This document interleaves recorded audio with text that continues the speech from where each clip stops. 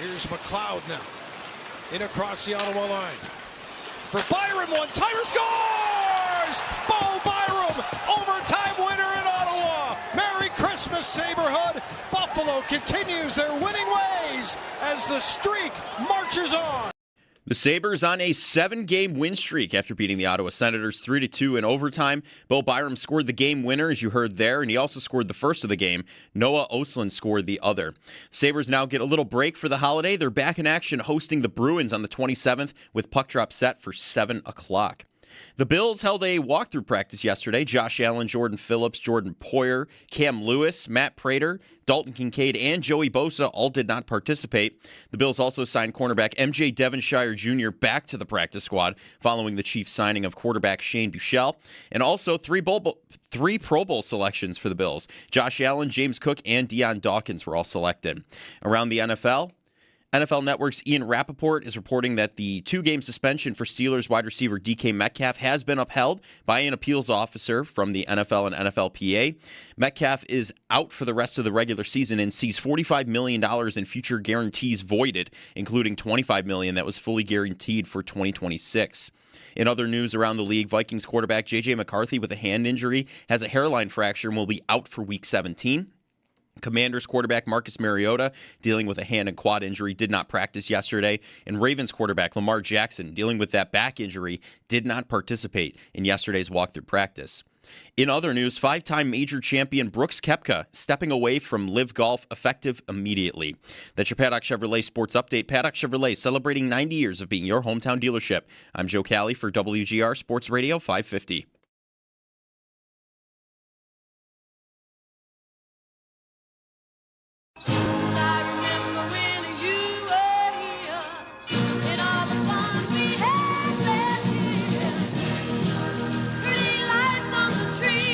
Christmas.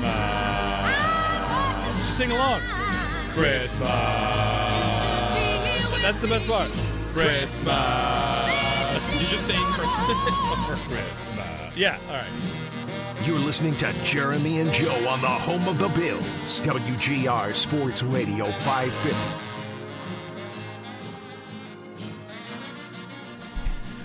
Everybody in a good mood? Merry Christmas. It's Christmas Eve. And we got a hockey team to talk about. Fired up. We got Christmas movies. We got Christmas cookies. We got Christmas candy, presents, everything. Love it. That's also one of the best Christmas songs, of course, that is out there. Christmas music throughout the day. We really should just have it piped in throughout the entire show. That'd be a lot.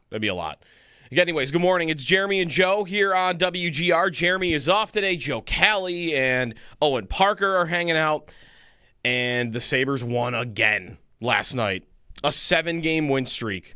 Going into a little bit of a holiday break. We'll have Paul on in about an hour here on WGR. We have time for your phone calls at 803-0550. We'll get some football in, of course, as well. Sal will join at 8. He's got his "'Twas the Night Before Christmas" poem, Buffalo Sports Edition.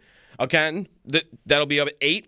And my brother Lou DiBiase, Locked On Eagles, will join the program coming up at 8:30. Bill's opponent this week, who's been a very odd team all year long. But the hockey team, got to start with the hockey team. Another one. Overtime win against Ottawa. They have not lost since December 8th. And they are gaining ground on everybody in the Eastern Conference. They're not in a playoff spot yet, but they are only 2 points away from Florida at the moment. And they are 3 points from a couple of other teams. Like, they're right in the mix.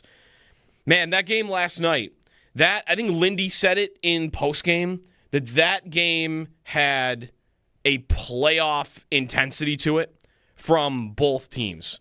These are two hockey teams. I mean, Ottawa made the playoffs last year, so for them it might feel a little different. But these are two teams that have been largely disappointing for the better part of a decade. And they are both riding win streaks going into that game and probably feeling really good about themselves. And that game got to 2-2 in the second period, and it just tightened up the way that you would expect a playoff game to tighten up.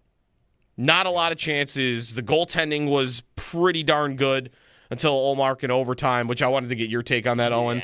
a knuckleball like that. Those can be tough. But in large part, like that game was fast and intense and defense, and it really felt like, all right, that's what a playoff game could look like if this team ever plays in one. Yeah, it was really, really fun to sit down and watch a Buffalo Sabres hockey game and go, this is like as good a game as you'll be able to watch in the NHL tonight.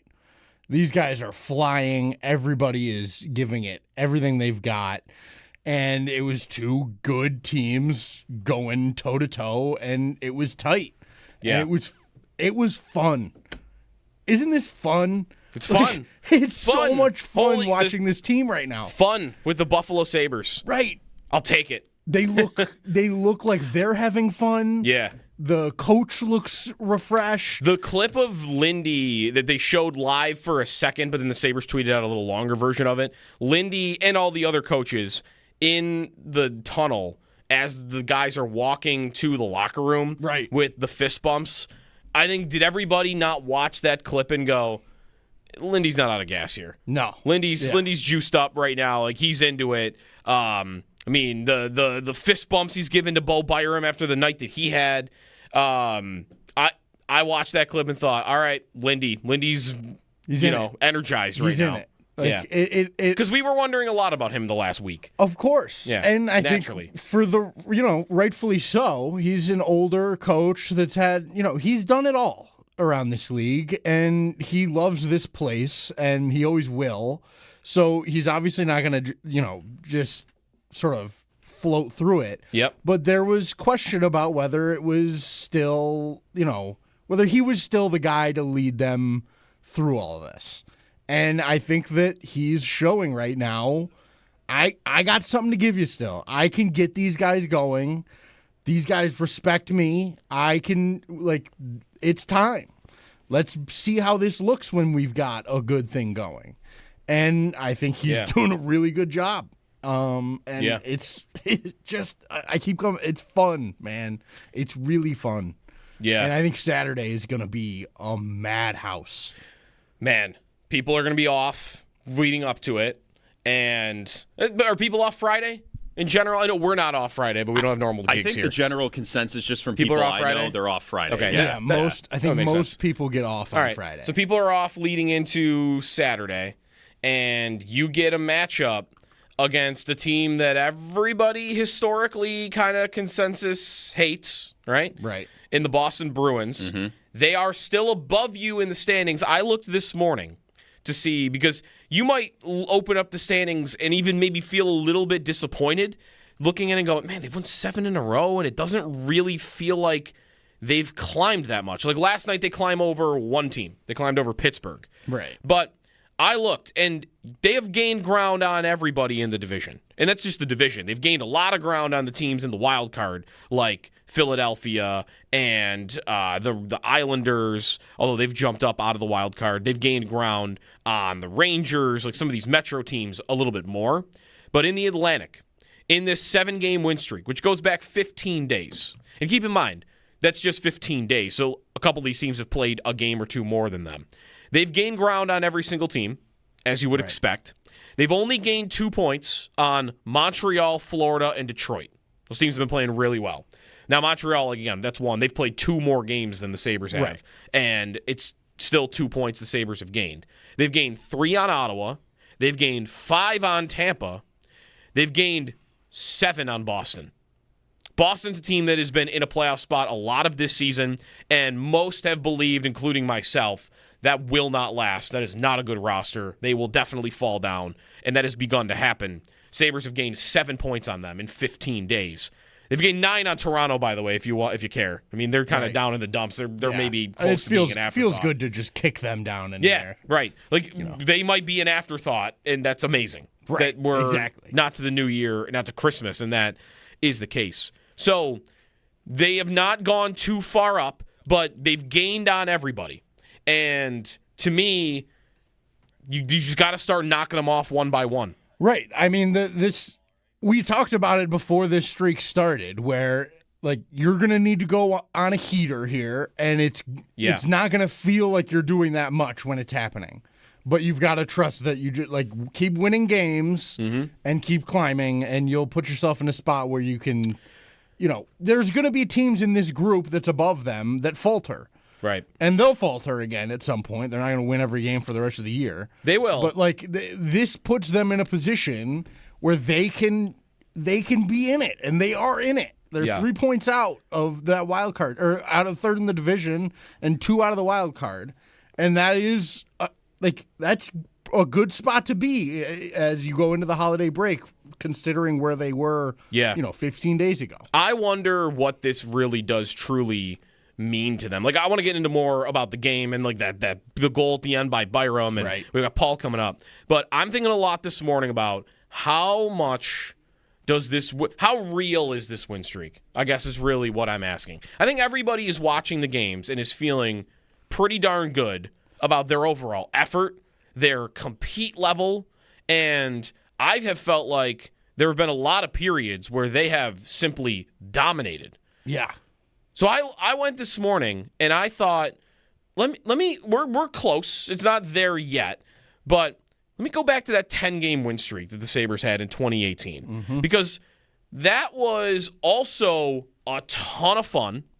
But what I remember about that streak was thinking, all right, this is a ton of fun. They probably should make a big trade because that team was very, very flawed. And they should capitalize on where they are in the standings. Right. They were in first, which is different than where we are right now.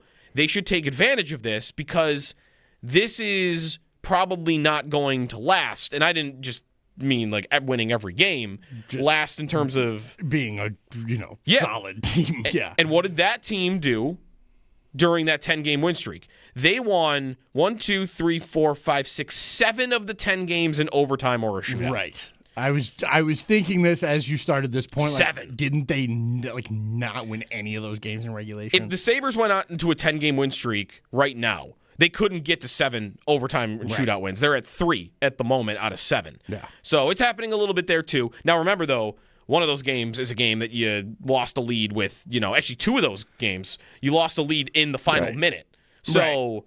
It's not like, you got dominated and you just got through it. Threw together a comeback. You had the game and kind of almost gave it away, but you didn't. And I am prepared to give them credit for almost doing it and not doing it. Me too. Because I think that in past years and maybe even earlier this year, it would have been very easy for that team to almost do it and then complete it. Right. Because that's what they did. And now they're not doing that. They're playing really well in the third period, and they're locking it down, and they're getting through the hard part of the game. Yeah. And that to me is what makes this streak real, like you say. Yeah. Is that they look legit. They do look like a team that can play consistently. They absolutely do. The 2018 10-game win streak team. After they won 10 in a row, do you remember what happened immediately after? What happened after they won 10 in a row? I know it's back 7 years now. They beat San Jose in overtime. And then Skinner and Dahlin win it. Right. They lose 5 in a row. Yeah, they get killed. They immediately lose 5 in a row after the 10-game win streak. Right. And it's like, all right, bam, right back down to earth. Yep. This and then team, that was it. This team, as you said, they will lose eventually. Avoiding that, to me, is the key. Yes. And figuring out whether or not there are any similarities here. Because I looked this morning to compare, thinking that 2018 team was getting run over in some of those games, and they were winning in overtime, and they were getting some puck luck, and then that ended up being true. They weren't as good. They weren't nearly as good as what they had been showing. Right. This team, I'm going to look this morning and thinking, this is going to look way better than it did then. 100%. All their numbers and all their... Because this is number-wise. Because watching them, I'm very impressed. Yes. I'm very impressed by all of it. Analytically. I was stunned to see they're not doing well analytically. Mm-hmm. In the 7-game win streak that they presently have. And I almost want to preface this with, I'm choosing not to really care about this right now. Because of the vibes that are going on, and I think the overall compete level of the team, the goaltending that they're getting, and I wonder if there are factors that play into this. again, they're playing with a lot of leads. So maybe they're playing prevent all day. That is what I was just going to say to that, is that they are playing with a lot of 1 and 2 goal leads late in games. So you're sitting back, and other teams pile up shots at the end. Exactly. They're Corsi and their shots against. Because in the last goals expected against. In the last 15 days in the NHL, the Buffalo Sabres are 7-0. They have the best record, but they're dead last in shot attempt percentage. They are third from last in terms of shot share, what percentage of the shots they have in a game. They are dead last in expected goals for percentage. They're dead last in how many scoring chances they get relative to their opponent. Like, they're at the bottom in everything. Right. And I don't know how much of that I want to chalk up to, well, it's because they are playing well and they are building leads, and then other teams are piling up shots at the end. I kind of want to think that is what's going on, because my eyes are telling me they're playing well. This team... Yeah, they're playing well. And I don't want to think I'm a sucker for just falling into the results. I legitimately think they are playing well. No, I agree. Good. And looking at the games, like let's think back to the games. Obviously, last night against the Sens was a back and forth, just good hockey game. Right. Devils game, they're on the road. They're like that's back to back also. Back to back, you are hanging on, you get the lead, and you're just doing that, shell up. Don't give them anything high danger, but we're not trying to do anything here. Right. Same thing against the Islanders the night before, right? They get that lead.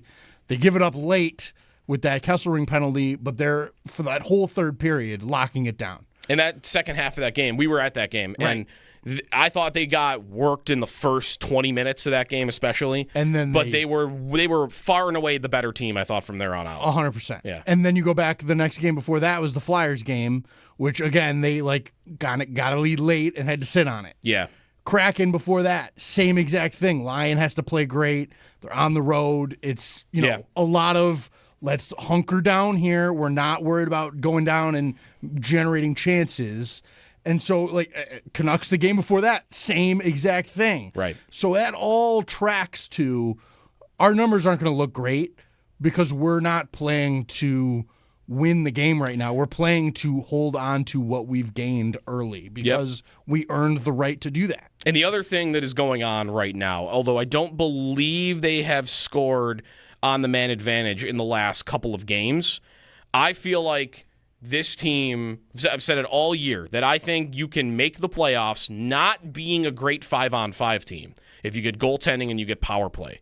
And I feel like, it's undisputed right now. I think they are getting the best goaltending of the season in the last 7 games. And I do trust their power play a lot more, and I think it looks better. It's smoother when Josh Norris is on that right flank. Yeah. Everything works together better. So to me, even if you're not the best team at 5-on-5, and again, I feel like they are better than what those numbers are showing when at even strength, I am optimistic about their chances because of what they're getting in net and because of what they can do on special teams. It's not just the man advantage. It is, they needed it last night, that penalty kill at the very end. Very good. They made a mistake earlier in the game, but in large part this season, that penalty kill's been amazing. You give me 2 good special teams units and good goaltending, I can live with maybe not being the most consistent team at 5-on-5. But again, I think they have been in this stretch, and I thought they were last night. No doubt. I agree. That penalty kill has been an asset for them since puck drop on the season. They've been really good there. Obviously, like you mentioned, there was that one mistake from Samuelson where all 4 guys got caught in the corner. That's ugly, but it's almost so ugly that you disregard it in terms of their actual penalty kill system. Yeah, because that's just a mistake. They're down to number 2 in the league now, by the way, in penalty kill. Who won from 1 to 2. Yeah. Colorado's number 1, and they're like a super team, so they almost don't even. Right. They are. They're like playing in the Champions League, and everybody else is in the. And their power play is up to 15th, which it was low at the early stages of the season. If you can have a top 5 penalty kill and a top half of the league power play. You need average 5-on-5 play and some decent goaltending, and you're good. I also just like the way the roster looks. I'm choosing to compare to that 10-game win streak team today because that's the last time I've really felt like this. And really they haven't had many win streaks like this the entirety of the last 14 years. I remember that team and just looking at the lineup and going, it still just doesn't look. Sabatka is playing as your third line center, right? There were Ristolainen playing as high in the lineup as he was. There was always things about that team that I looked at the roster on paper and I did not like.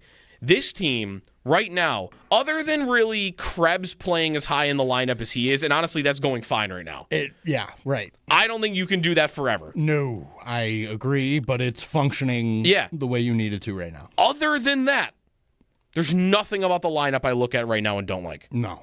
Like everything. The top four on the blue line, the way Byram has been playing, and I think that goes even a little bit beyond last night, but I thought last night was clearly far and away his best game. But he's been hot. He had a stretch earlier in the season where he was scoring goals like a maniac. The Norris Tuck Oslin line has been one of their most productive lines that doesn't have Tage Thompson on it in years. Yep. The third line, McLeod, Quinn, and Benson has been tremendous. I mean, you're getting good minutes from that fourth line. Not maybe every night, but last night was one of them. That fourth line was great last night. Yeah. It was great. Greenway was, actually helpful. Yeah, and they're still without Zucker and Kulik. Right. So who are two top six forwards for them. I feel like this team has depth that some of those teams in the past didn't have. 100% they do. And I am... And they can... And then when they have 5-6 injuries like they had at the beginning of the year, no team is going to really survive that. Right. Except Florida has kind of done it, and they've had those. Well, that's because they are as deep as they are. But you have 1 or 2 injuries. This group can, I think, sustain through or can make it through 1 or 2 injuries like they have right now. Agreed. Yeah. But yeah, it's good. The roster looks good, and the goaltenders are playing really well. Lyon really looks like he has found something to me. He, started off playing 9 of 11 or whatever that early stretch was and looked good, but towards the end of that, things kind of started slowing down for him, and he just looks a little hesitant. Mm-hmm. He looks so confident in the net right now. You see how far out he is on some of these chances where he's stopping these shots 2 feet out of his crease because he's just reading the game really effectively right now, and it's giving their team a ton of confidence in front of him.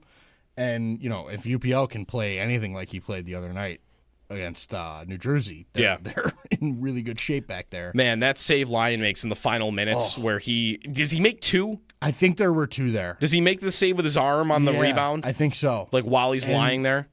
Yeah. That's everything, And yeah. They didn't, there were a couple games they didn't get that save, and they still found a way. And that's what's really, to me, the most exciting thing is that they are working through tough stretches of bad breaks. And, when I had that rant a few weeks ago about Thompson and the bounce. Yeah. Right? I think that was the first Philly game, wasn't it? They played? Game. Yeah. That puck bounces off Thompson in the back, and he kind of lollygags back and then talks about how it was a bad bounce. It happens. I was so frustrated because it felt to me like they didn't feel that they needed to put the effort in to neutralize any bad luck. And in this stretch, it feels like they're working so hard, it doesn't matter what happens. Mm-hmm. It doesn't matter if there's a bad bounce. It doesn't matter if somebody blows a tire and is down. Like, somebody's going to come back, check, and fill the spot. And that is why it was so frustrating in that moment, because you can make your own luck and make your own results if you just commit to, I'm going to work harder than them. And that's a lot of, I think, what has happened in these last 7 games for them, is they've realized they can do that and they can just take care of teams. What did you think of the knuckleball in overtime? Tough. It's tough. Especially from the goalie perspective. Like, is that not impossible to save because you're not expecting it, because players can't really do that on purpose? No, it's very hard. You only have that happen when the puck gets up on edge and you end up hitting it flat.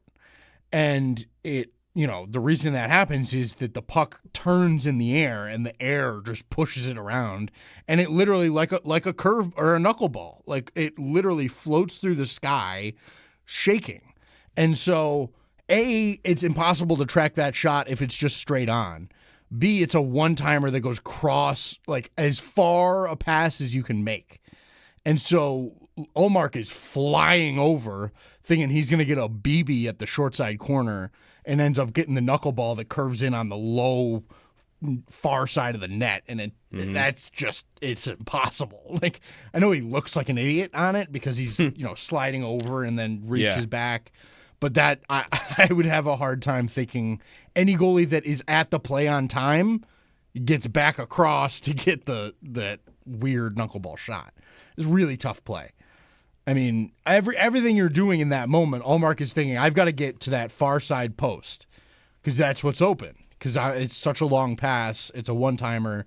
That's where he's going to be aiming it, and it just flutters opposite, and that's tough. You're playing percentages as a goalie, and the percentage lied that time. Yeah. 803-0550 is the phone number if you want to get in on the Sabres. Man, they are better than that 10-game win streak team. That I was just looking at the schedule of that team. Not only did they lose 5 in a row after that team in 2018 won 10 in a row, so they, on February 12th, they were still hanging around. They were 2 points out of a playoff spot on February 12th. They then lost 22 of their next 25. Oh, my gosh. That's unbelievable. That is crazy. This team's not doing that. I think this team is better than that. I think they are going to be in the race. I think the way they look right now, the way the roster looks, I'm very hopeful. Yeah. And we didn't even talk about all the front office stuff yet. No, now we yet. We haven't even got there. Let's go to Paul in Buffalo to kick things off on the phones. What's up, Paul? Merry Christmas, boys. You know everything is going well and right when the fourth line comes out and gives you Bowen Byram's first goal. That was a classic fourth line forecheck. 2 fellas go in. One guy hits the defenseman, pops the puck out. Other guy grabs the puck. Then Greenway floats up to the top, gets a pass, and does his best Connor McDavid impersonation and just puts one on Byram. So you could see the shock on Byram's face after he scored looking at Greenway. No one thought Jordan Greenway could make that pass. I tell you what, Jordan Greenway benefits from load management. And, we see Roseanne the next game, and I expect Isak Roseanne to play great. You guys talked about roster depth. One of the first times, not the first, but maybe the second or third time, all 4 pieces of the Jack Eichel trade were in the roster. Jordan Greenway, Peyton Krebs, Noah Ostlund, Alex Tuck. Let's not call dead deal on that trade yet. The Sabres have 4 rostered NHLers who contributed last night, made a difference. That's a good thing. And Lindy is fired up when at the end, Alex Tuck takes a hook. Look, it was a hook. Maybe the guy's holding his stick, but his stick was lateral, so that's going to get called. And Lindy is going ballistic. A coach is into it when he's going nuts on the ref for what was clearly a hook. That's what you want to see. Goaltending matters. Goaltending matters a ton. There was nothing better. Dylan Cousins gives Lyon a little bump. I don't know. He probably got knocked into him by the defenseman, and Lyon went ballistic, giving Dylan Cousins the business. That is what you want. These guys love playing in front of Alex Lyon in UPL the last few nights. Having 2 goalies that are hot, wow. Look out. Let's go, boys. Merry Christmas. Thank you for the Christmas miracle, the Bowen Byron game. It will live on because this team is for real. Thanks, Paul, for the call. Merry Christmas as well. They also are getting, part of their depth is they're getting contributions from a rookie that is playing in their top 6 that has everybody slotted, I believe, in a better position. Because part of your depth is when you lose Yuri Kulik and Jason Zucker, who are both players that they're either in your top 6 or they are in and out of your top 6 throughout the entirety of the season. When they're both out, and you need somebody to step up. And right now, you have got a rookie in Ostlund who is on an 82-game pace of 20 goals after scoring 3 in his last 5. An awesome deflection last night. So good. His contribution, I don't want to understate how important I think that is to a group. When you can get one guy a year, I think it's important to have that. As a farm system, whatever, I've kind of lost interest in the prospect pools of this team just because of the playoff drought. Really, has done that to me. But I think in essence, what you want to have is a guy a year to show up and do what he's doing, which is, I'm going to step right into the lineup and I'm going to contribute. And he's doing it, I think, on both ends of the ice right now. Yeah. And I think that is the other part of why they're winning. They have depth because they have a kid that's playing an important role with Josh Norris and Alex Tuck. Right. And it's going well. And I heard a clip of Kekalainen yesterday specifically mentioning, I love that kid. Yeah. he can play. And he's he doing can. it in different positions. He's doing it on the wing now. He's all over the place, all up and down the lineup. He's really fun to have on the roster, just to watch a young kid kind of learn the game and still be performing the way he has. It's been super, super fun. He doesn't also lose battles for being someone that's 180 pounds. He's very smart about how he uses his body to kind of block. He's really smart with reach, understands space really well. He's got that Darlene thing too, not fully yet because obviously of the age, but Darlene when he entered the league had no he was a teenager. Right. He wasn't built yet. He didn't get pushed off of pucks because he was so strong on his skates. Right. He was such a good skater that his edge work allowed him to stay stronger than his body would. Like balance, really. Yeah. And I think Oslin's got something similar. Yeah. He's given up 20 pounds to some guys, but he's so strong on his skates that he's not getting pushed off. Yeah.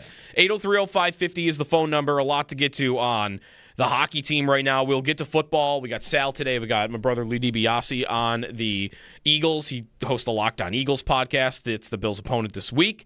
But the Sabres are riding a 7-game win streak. Merry Christmas. We got more time for your phone calls when we come back. Paul in the next hour. All ahead here on Jeremy and Joe. This is WGR.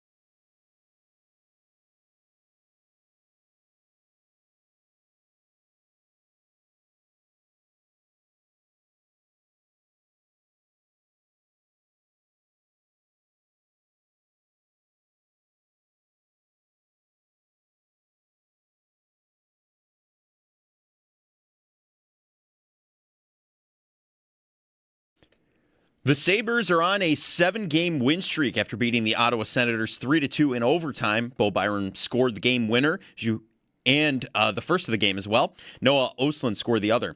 The Sabres now get a little break for the holiday. They're back in action hosting the Bruins on the 27th with puck drop set for 7 o'clock. The Bills held a walkthrough practice yesterday. Josh Allen, Jordan Phillips, Jordan Poyer, Cam Lewis, Matt Prater, Dalton Kincaid, and Joey Bosa did not participate in practice. They also signed cornerback MJ Devonshire Jr. back to the practice squad following the Chiefs signing of quarterback Shane Buechele. Also, 3 Pro Bowlers for the Bills, Josh Allen, James Cook, and Deion Dawkins were all selected. Around the NFL Network's Ian Rappaport is reporting that the 2-game suspension for Steelers wide receiver DK Metcalf has been upheld by an appeals officer from the NFL and NFLPA. Metcalf is out for the rest of the regular season and sees $45 million in future guarantees voided, including $25 million that was fully guaranteed for 2026. In other news around the league, Vikings quarterback J.J. McCarthy with a hand injury has a hairline fracture officially and will be out for Week 17. In other news, 5-time major champion Brooks Koepka is stepping away from Live Golf, effective immediately. That's your Paddock Chevrolet Sports Headlines. Paddock Chevrolet celebrating 90 years of being your hometown dealership. I'm Joe Cali for WGR Sports Radio 550.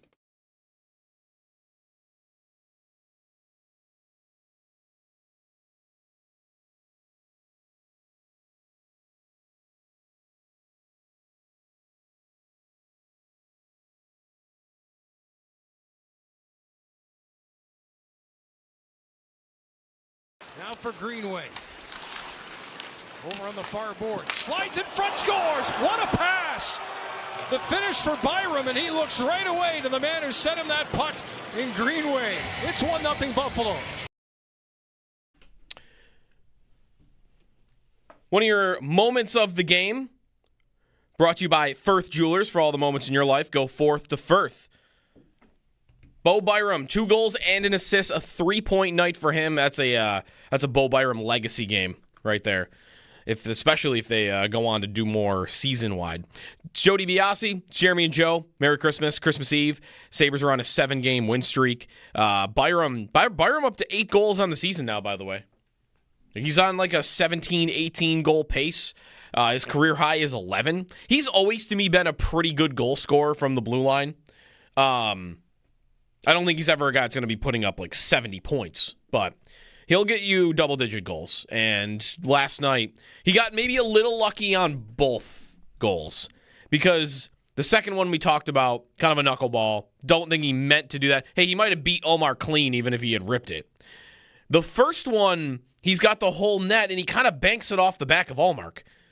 Doesn't he? Allmark's blocker almost hits it in. Yeah, it was kind of a weird... It was a great play by Greenway to zip it down to him. The pass was amazing.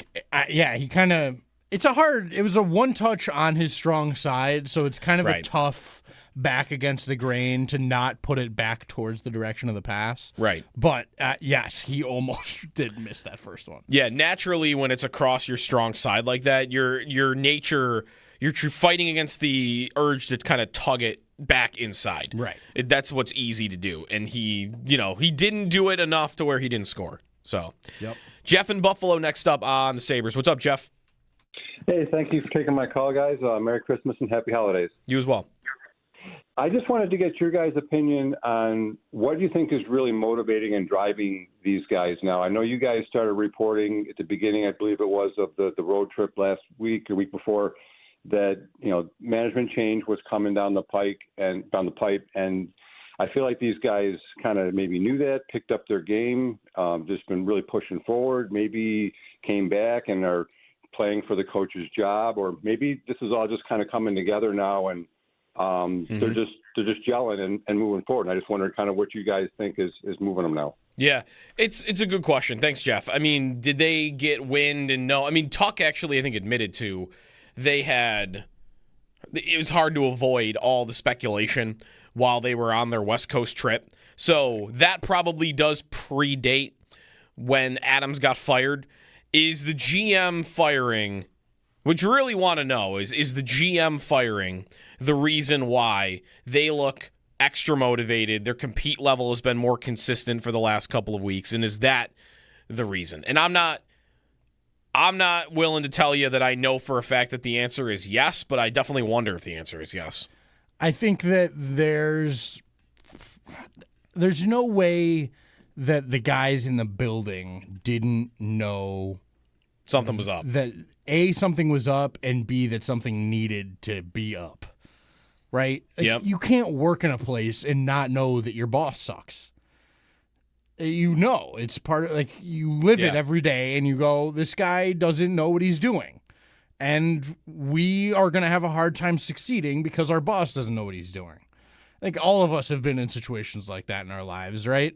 And so if that were to happen, in that situation, when that boss is changed to someone that very clearly knows what he's doing, has a plan, and wants to put things in a good direction, I think that's really motivating for everybody involved. Yeah. Coaches, players, front office, everybody. That is the other thing I wondered about coaches, though. Like, could part of it be they are rallying around Lindy because they know how this goes. They know it's a professional sports business. Right. That when a new GM comes in, that very often what you'll get is a new coach to come with it, or at the very least, which I think is what Yarmo has spoken to for the last week plus, is everybody is under evaluation mode. Right. And if you are behind your coach and that is the state of the organization, you could be a little bit more fired up to play for your guy if again you want him to continue on as your head coach. So Right. maybe they are rallying around Lindy because they don't want to see a change there. I mean, change in general, though, even from I don't know. our perspective, like, look at how much juice we have in just sitting here and talking about this team. The guys on the Right. inside of the building, change is good some ways. It's a new phase. Like, I don't know. I feel like they might just be energized by a change in general because maybe they share the same thought of it's just going to be we're going to win and lose and see what happens here, but nothing's actually going to change. And then something finally did. So, like, the dam kind of opened up, I guess, you know? Yeah. Yeah, that's right. Listen, I think there's a lot of good things with this team right now. I think that the motivating, part of it and, compete level, like that's all well and good. I end up wanting to get down to, though, is this team good enough on paper talented enough to do the job, like finish the job and make it to the playoffs? And it's going to require more than just this 7-game win streak. Right. Hopefully you can see it get to 9, 10, even further. It would be great. But how good are they? And I've got just enough people on that roster where I can look at Thompson and Doan and Tuck and Norris and all of these guys and fully believe that, yeah, they've got enough, but it's got to take a consistent effort on top of it. 803-0550 is the phone number on the Sabres. We've got a thought on the Bills as well. We'll take your phone calls on that, too. We got Paul coming up at 7, so stay tuned. And it is a Christmas Eve. Thanks for tuning in throughout the year. And looking for your phone calls when we come back here on WGR.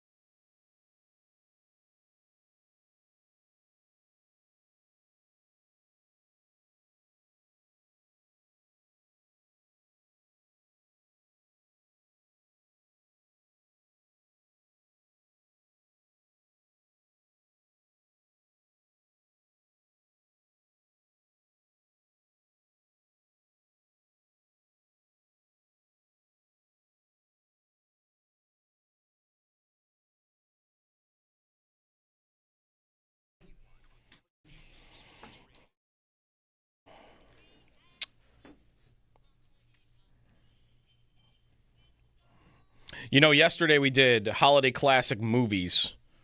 If we were to do Christmas classic songs, this would certainly be on the list. Although we couldn't limit that to 10. Music would have to be like. We need to make like an 100. album, like a super deluxe case set sort of. Which situation. I think has probably been done. I think that's probably right. I'm assuming there's probably a lot of those. This probably happened. Yeah. It would be more than 10. That's for sure. I would hope someone's capitalized on that opportunity. Yeah. 803-0550 is the phone number. We'll get back to the Sabres. Paul's coming up next. Quick football call, though, from Randy in North Tonawanda. What's up, Randy? Good morning, gentlemen. I just want to say, first of all, I haven't watched the Sabres game since 2018. So I also haven't heard anybody rant as enthusiastically as Owen has over the last few weeks. So I think Lindy and the boys are listening.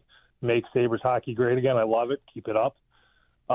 Real quick, though, to answer your question from yesterday, Joe, when you were asking what the potential downfall of the Bills could have been, I truly believe that it was going to be the Baltimore Ravens. I thought all roads about 3 weeks ago were leading to that first-round matchup with us. And I was going to go to as far as calling and ask if maybe the Bills should consider intentionally dropping a few games to get away from the fifth seed, because I just think stylistically it's a matchup nightmare for them. I can't help but think of last year's game when they got absolutely crushed in Baltimore.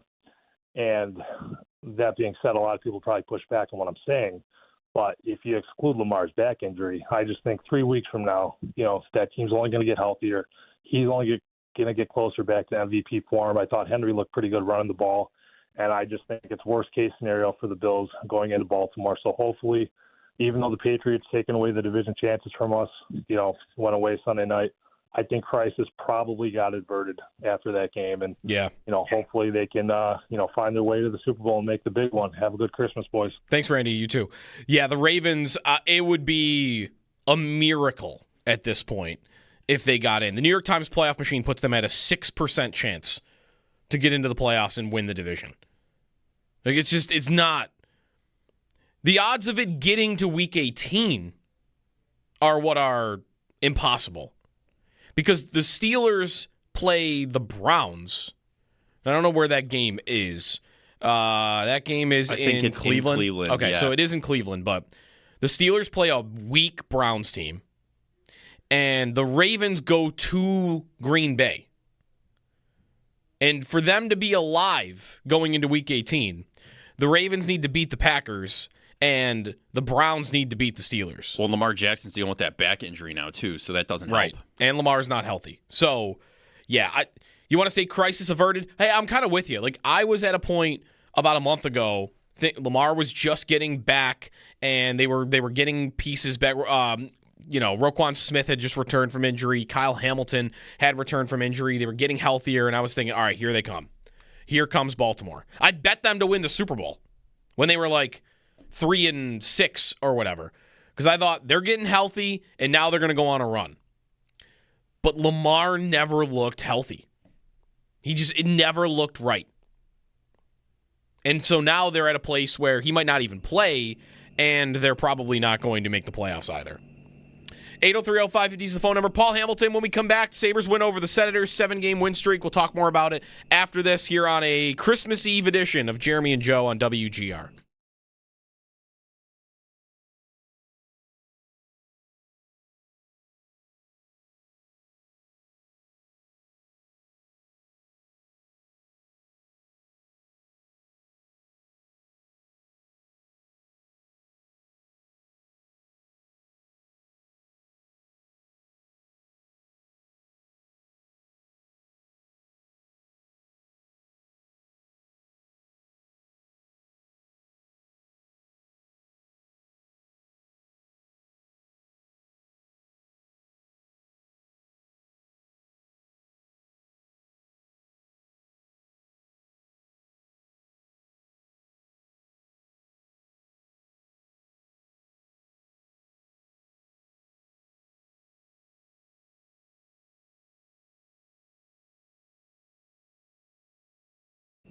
Hey, it's Sneaky Joe DiBiase here. It is the holiday season, and it's time to be giving gifts. And the best gift that you could give this holiday season is the gift of blood and platelets at the Roswell Park Donor Center. It is a vital resource, and the best part, every single blood or platelet donation that is made stays right at Roswell Park to help a patient that is fighting cancer. For a neighbor that is fighting cancer, your donation is not just a gift. It is the hope they need to get well and share another holiday season with their family. Your donation can literally be the strength that they need to make it back home for the holidays. They are always in need of blood and especially platelets. It's timely and can help a community member during their cancer journey. It's very simple and easy to donate and to schedule your appointment. And once you're there, they take care of your parking for you, and it's immediately through the big doors at the front of the building on the right, and big comfy chairs, and they got snacks for you too while you're there. And again, it only takes a little bit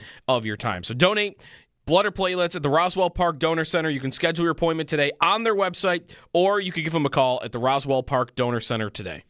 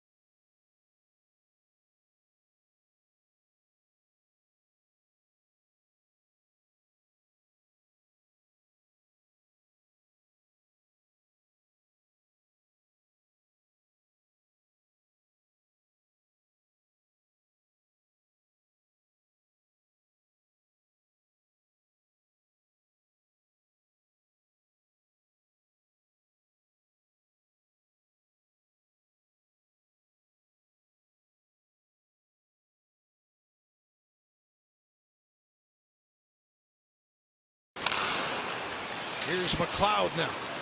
In across the Ottawa line. For Byram, one-timer scores! Bo Byram, overtime winner in Ottawa. Merry Christmas, Saberhood. Buffalo continues their winning ways as the streak marches on. The Sabres are on a 7-game win streak after beating the Ottawa Senators 3-2 in overtime. Bo Byram scored the game winner, as you heard there, and he also scored the first of the game. Noah Ostlund scored the other. Sabres now get a little break for the holiday. They're back in action, hosting the Bruins on the 27th with puck drop set for 7 o'clock. The Bills held a walkthrough practice yesterday. Josh Allen, Jordan Phillips, Jordan Poyer, Cam Lewis, Matt Prater, Dalton Kincaid, and Joey Bosa did not participate. They also signed cornerback MJ Devonshire Jr. back to the practice squad following the Chiefs signing of quarterback Shane Buechele. Also, 3 Pro Bowlers for the Bills. Josh Allen, James Cook, and Deion Dawkins were all selected. Around the NFL Network's Ian Rappaport is reporting that the 2-game suspension for Steelers wide receiver DK Metcalf has been upheld by an appeals officer appointed by the NFL and NFLPA. Metcalf is out for the rest of the regular season and sees $45 million in future guarantees voided, including $25 million that was fully guaranteed for 2026. In other news around the league, Vikings quarterback J.J. McCarthy, dealing with a hand injury, has a hairline fracture. He'll be out for Week 17. Commanders quarterback Marcus Mariota, with a hand and quad injury, did not practice yesterday. And Ravens quarterback Lamar Jackson, with a back injury, did not participate in yesterday's walkthrough. In other news, 5-time major champion Brooks Koepka is stepping away from Live Golf, effective immediately. That's your Paddock Chevrolet Sports Update. Paddock Chevrolet, celebrating 90 years of being your hometown dealership. I'm Joe Cali for WGR Sports Radio 550.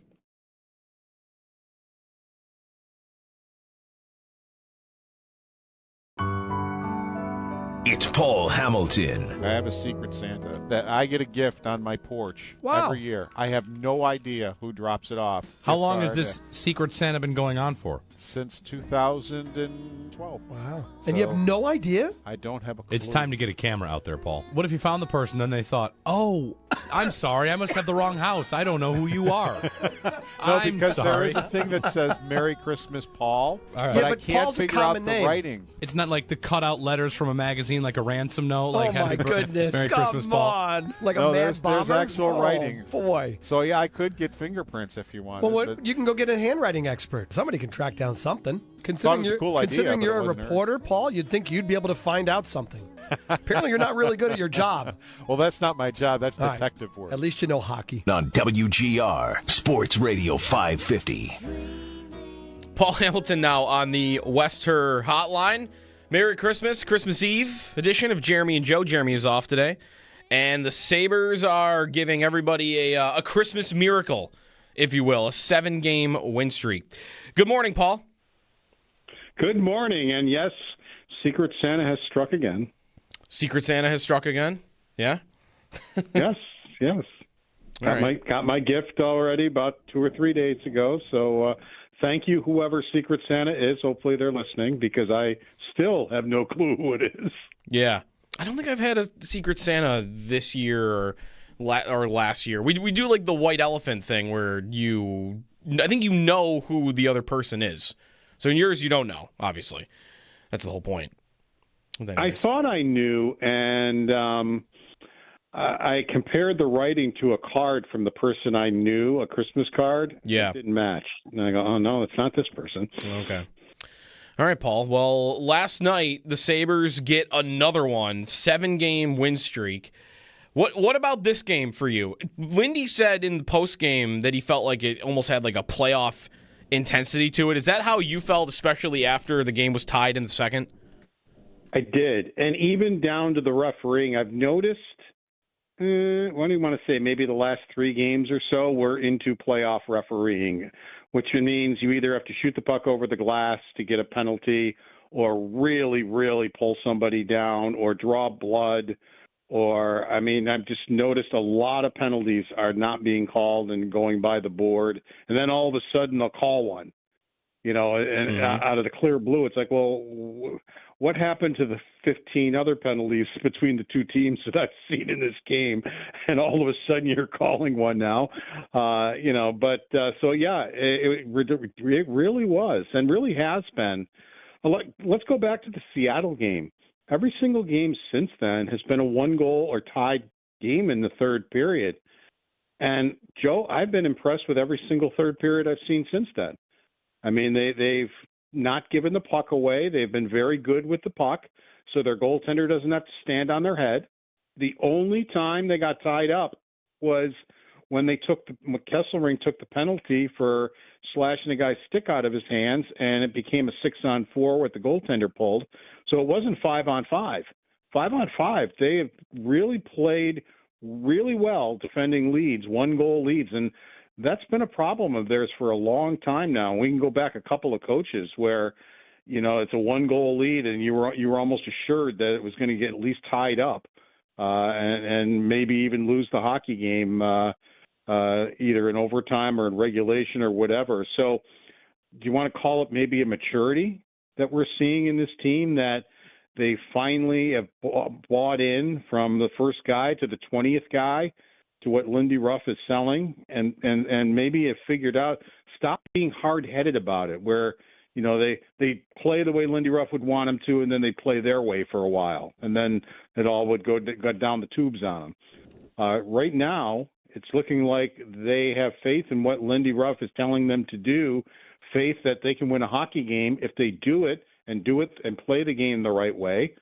And it's resulted in not only defending these 1-goal leads, but coming out with 7 wins in a row. Yeah, I wondered, Paul, if there's any element, because when a new GM comes in, I mean, it's natural to wonder what else could come. And he even said, Jarmo, that everyone is under evaluation right now, that if there's any component of this effort has really been there for the last, especially the last 4 or 5 games, because they're rallying around the coach.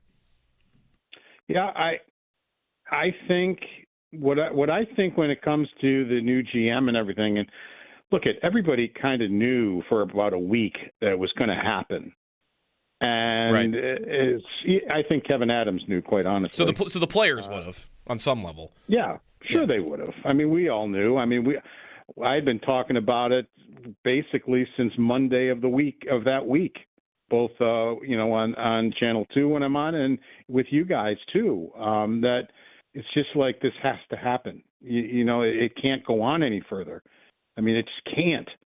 And to me, it's like a cloud got lifted off them, the whole organization, but especially maybe the players. It's like, okay, it's happened. Now we have a new regime. We have, a guy who's been a GM for 11 years coming in, a no-nonsense guy coming in who knows what he wants, and is all first thing out of his mouth in his press conference was he really thinks that this is a good team. He goes, there's talent on this team, but he goes, there's too many nights where they play a team that they're better than and they lose because they get outworked. And he said that's absolutely unacceptable. It was the first thing he talked about after thanking the Pagulas for hiring him that he brought up. And, so they know where they stand with Kekalainen. Everybody knows where they stand. Yeah. Do you feel no-nonsense guy who's going to look you in the eye? And I think that cloud maybe has been lifted off the whole organization too, and they maybe feel a little freer now. Do you feel like also, Paul, that part of their consistent effort right now is that they have 4 lines that you can really trust at all times of the game? Especially, I mean, Thompson, Norris, and McLeod down the middle. If those guys are healthy and playing well, like those lines are almost always going to be performing, to some degree. The fourth line has given them a lot of good minutes recently, and I think last night was maybe their best game in a while. Yeah, Lindy Ruff brought up that was by far Greenway's best game that he felt, and it's the fact that they get in on the forecheck and then they start getting pucks to the crease. You're not necessarily getting goals out of it, but it just makes the defense look over their shoulder, going, "Am I going to get hit again?" Yep, here comes Malenstein. Yeah, I'm getting hit. And it kind of softens things up for the other lines. And eventually, if they put the puck to the crease enough and they're all there, it's going to go in off one of them, or they'll get rewarded eventually. But just the fact that they're in the offensive zone And then the next line comes out, and they can continue that forecheck and get in the offensive zone. And even before, I mean, I've noticed that with this line, I pretty much have liked, and Kozak sometimes is in on that too. I would say the four, and Krebs.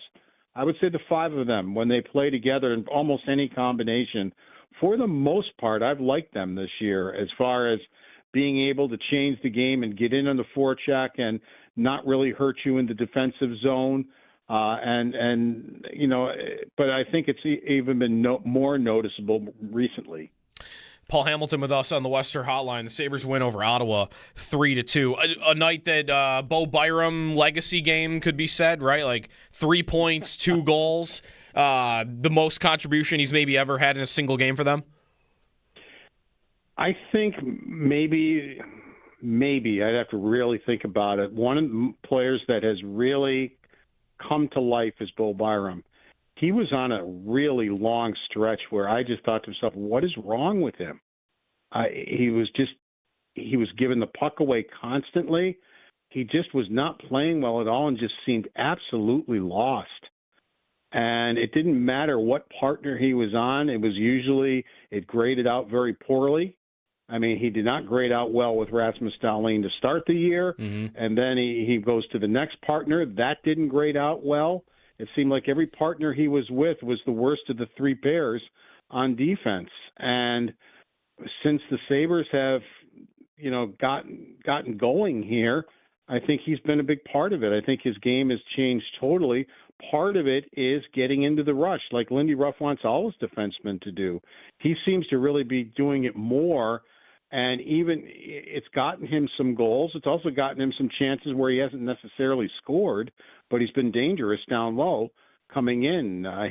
He's able to read the play, find the opening, get himself in a place where one of his teammates, he gives them a passing lane, and has been able to score. And I know the players, if you were listening to the post game last night, were kind of kidding around about his shot. Yeah. Tuck was like, what was that, about 35 miles an hour? You know, but the reality is, if you do a knuckleball like that, you totally fool the goaltender. It's better than probably a 100-mile-an-hour shot because Allmark's ready for a blast, and he gets a knuckleball. Well, when you've already committed to getting yourself set up for a wicked shot and you get that, you're done. It's either going to hit you or go in. I mean, you're not going to be able to react to it. So really, yeah, you know, I know they enjoyed giving him a hard time, but it really helped him score the goal, I think, that have that shot knuckle for him and go into the net. Yeah, we talked about that with Owen a little bit earlier, that if you're a goalie, you're 100% expecting that to be a rocket every single time. And when you get the knuckle, I think part of that, Paul, is I don't know if players can really do that on purpose. So I'm not sure goalies ever expect it. Right. You're absolutely right. You can't do it. He fanned. He got the pass over. The puck might have bounced a little bit. Yeah. You know, because the ice isn't great at that point, because you're in overtime. So, yeah, he fanned on the shot, or the puck bounced a little bit, or whatever it is. That's what would cause that. You're right. You can't. I've played hockey for many years. I'm not on the NHL level. Yeah. But you can't. Now, I know Rob Ray would shoot like that all the time, but he didn't mean to. Uh-huh. I have to give Rob a shot on Christmas Eve. Why not? Yeah. But you're right. You can't do that. It just happens. The first player that learns how to do that on purpose will score a lot of goals, but I don't think that's happened yet. Paul Hamilton with us. On other contributions yesterday, Paul, another goal from Noah Ostlund, and he really helps, I think, the depth of their lineup right now, because without Kulik and without Zucker, like him being able to step up into the top 6 and do it really at the wing position when he has played a lot of center. How have you felt about him overall? I know he's scoring lately, but it feels like from Lindy on down, and Yarmo even yesterday, I think, got asked about him, that everyone just seems pretty impressed with him overall, not just the scoring. It's the overall age. And when we talked to him after the game, if people want to go back and listen to it in the audio vault, he really revealed he hardly ever played wing. He's been a center because he was asked when was the last time he played wing like full time like that, and he's like, he really had to think, and he had to go back to maybe his first year of pro in Sweden. Mm-hmm. Don't forget he played 2 years of pro in Sweden before he came over, and also credited those 2 years. You know, he could have been here and playing in Rochester or whatever, and he would have been fine. But he told any team that was going to draft him, he told them that he was going to stay in Sweden for 2 years before he came over. So it's almost like playing in the minors anyway, you know? Yep. So he did that. And I think it really helped him. So he only really had 1 year in Rochester, and now he's in Buffalo probably to stay. I mean, he's earned it. But that's the thing. Remember when he went over to wing, I said, I know he's a better centerman. He's hardly played wing at all. I was trying to think back if he ever played it in Rochester. I think he did for a couple of shifts. But yeah, it's been flawless for a kid that age, 21. It's been flawless. You know, he's just went to the wing and he's fine. You know, he's good at both ends of the ice. I asked him too. I mean, he's so tiny. He's such a little guy. Mm-hmm. I mean, he's probably the smallest guy on the team. How does he win battles against guys so much bigger than him? And he talked about stick position. Mm-hmm. He says, you know, you got to plant, you know, use your legs, because usually smaller guys like that do have well-developed and strong legs where they can kind of plant a little bit. Mm-hmm. And he goes, it's a lot of what he is able to do and is successful with it is stick position, whether it's on the forecheck or trying to battle in front of the net like he did to score that goal. Paul Hamilton with us on the Western Hotline. He's up to 6 goals now on the year after that deflection yesterday. So the win against Ottawa, Paul, they're gaining ground on everybody. I looked at this during the win streak. They have gained ground, as you would expect, on every team in the Atlantic Division. A couple of them, like Montreal, Florida, it's only 2 points. But they've gained 7 on Boston, 5 on Tampa, 3 on Ottawa. I feel like a Sabre fan could wake up this morning and look at the standings and say, oh, they're only that much higher after a 7-game win streak, but it feels like they are definitely closing the gap between them and the teams that they have to jump over. When you go into the standings in the NHL, don't go by points. Hit the button where it says points percentage, and you will be much happier.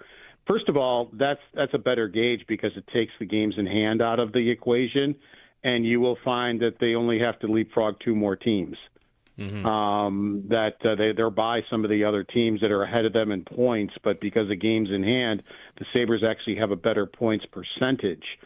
And I've been Brian and I talked about this again last night. I said, I've been saying all along, if they have any chance, and I didn't even see a 7-game winning streak coming out of this team the way it was going. But you know, the change has simply got them rolling. But I felt it was going to take at least a double-figure win streak, 10 games. Well, they've won 7 in a row. They're not quite into the playoff spot yet, so they still have work to do. And Brian says, you know what? He goes, 10 sounds about right. He goes, if they can pull off a 10-game winning streak, they probably will be in playoff position. Mm-hmm. You know, they will get past the other teams that they need to. So it's something that I did not think they were capable of, quite honestly. I mean, what have we seen in the last with this group or any other group recently that would tell us that they could pull off a 10-game winning streak? I mean, 2.5 weeks ago, they couldn't pull off a 3-game winning streak. Right. I mean, and here they are. So, you know, I of course am surprised by it. I've been talking about it for a while, that that's what it was going to be needed, but I'm not going to lie to you. I really didn't think they were capable of doing it. Yeah, no, me neither. And Lindy talked about the health again last night during the game. How much would you attribute to that being the case? That one reason why it looks a lot better in recent weeks is even with the couple of guys that are still out, this is about as healthy as they have been all year. It is, and it's the guys who got healthy. Norris. I mean, Norris is your number one center, let's face it. I was figuring out before the game that if you take his totals over 82 games, he's on over a 90-point pace. Yeah, he'd have over 50 assists. I think it was 91-point pace. So that was missing from their lineup, and they needed that dearly because they just don't have depth to cover the top 6. And still, I would say their number one left winger is still out in Zucker. I think, they were counting on Kulik, and rightfully so, to be in the top 6. He has been out. So you still have guys the top 6, which leaves you with Peyton Krebs playing in your top 6. Is he scoring goals or getting very many assists? No, he's not. But go look at the analytics to see how that's working out. It's working out just fine. I mean, he and that line are grading out well with him on that line. And the guy just puts his head down and works. He works and works and works and works and works to try to win battles, to try to get in on the forecheck. He only has the one goal. It was the empty netter. You would want him to be more productive up there. But, if you look at the way he works and the way he battles, he's not afraid of anybody or anything on the ice. He'll do whatever it takes to try to win a hockey game. And, he's not a top 6 forward, really. But as I say, people are, you don't want him there. Who are you going to put there? Dunn? Melenstein? Kozak? Who are you going to put there? They just don't have depth at the top 6. And as I said, if you're a numbers person, an analytics person, you're quite fine with that line. Last thing for you, Paul. One other individual I wanted to get your take on right now. Michael Kesselring took 2 penalties last night. He had that one the other night at the end of the game against the Islanders. How do you feel like it's going for him in general? And was there also was there an injury he picked up at some point last night? Yeah, Lindy didn't really want to talk too much about it, but he did leave the game. He left and came back to the bench and then left again. And then the period ended and he came out and went for a little skate, and tried it. Came out of the locker room, and then in the third period was back to play. So whatever it was that bothering him, he was able to shake it off and move forward. And he didn't miss shifts in the third period, so he was good enough to play. I was kind of watching him on a couple shifts, and it didn't seem to affect his agility or his speed or anything like that. The penalty thing is something that he needs to pull back on a little bit. I've noticed he's a little quicker this time than he was the last time. And then he admitted to me that he maybe came back a little bit too early because he really wanted to get back in the lineup with his new team. And he said, "You're right. I didn't have the speed or the quickness that I needed to play." So for the most part, I have seen that. It seems to be a little bit better, but he still is not anywhere near what I saw when he was on Team USA, because I saw every game when they won the gold medal. He's not even close to that yet, but he's ramping up. But the penalties are a problem, and the penalties for a team that if there's one thing they have not improved on is taking that late penalty in the third period. It just seems like, and I'm getting all the fans think everything is a dive, and the Sabres never commit a penalty, and that was whatever. Alex Tuck himself admitted it was a penalty. So folks, get off it. Stop, put the pom-poms down. The Buffalo Sabres actually do earn a penalty every now and then. And, but they killed it off. Luckily for them, they have a good penalty-killing unit. I asked Alex Tuck after the game, I said, were you nervous sitting in the penalty box? Because there were still 9 seconds left in the penalty when overtime came. So I said, were you nervous sitting in the penalty box, or did you just know your teammates are very good at killing penalties and they do it? And he smiled. He goes, both. Right.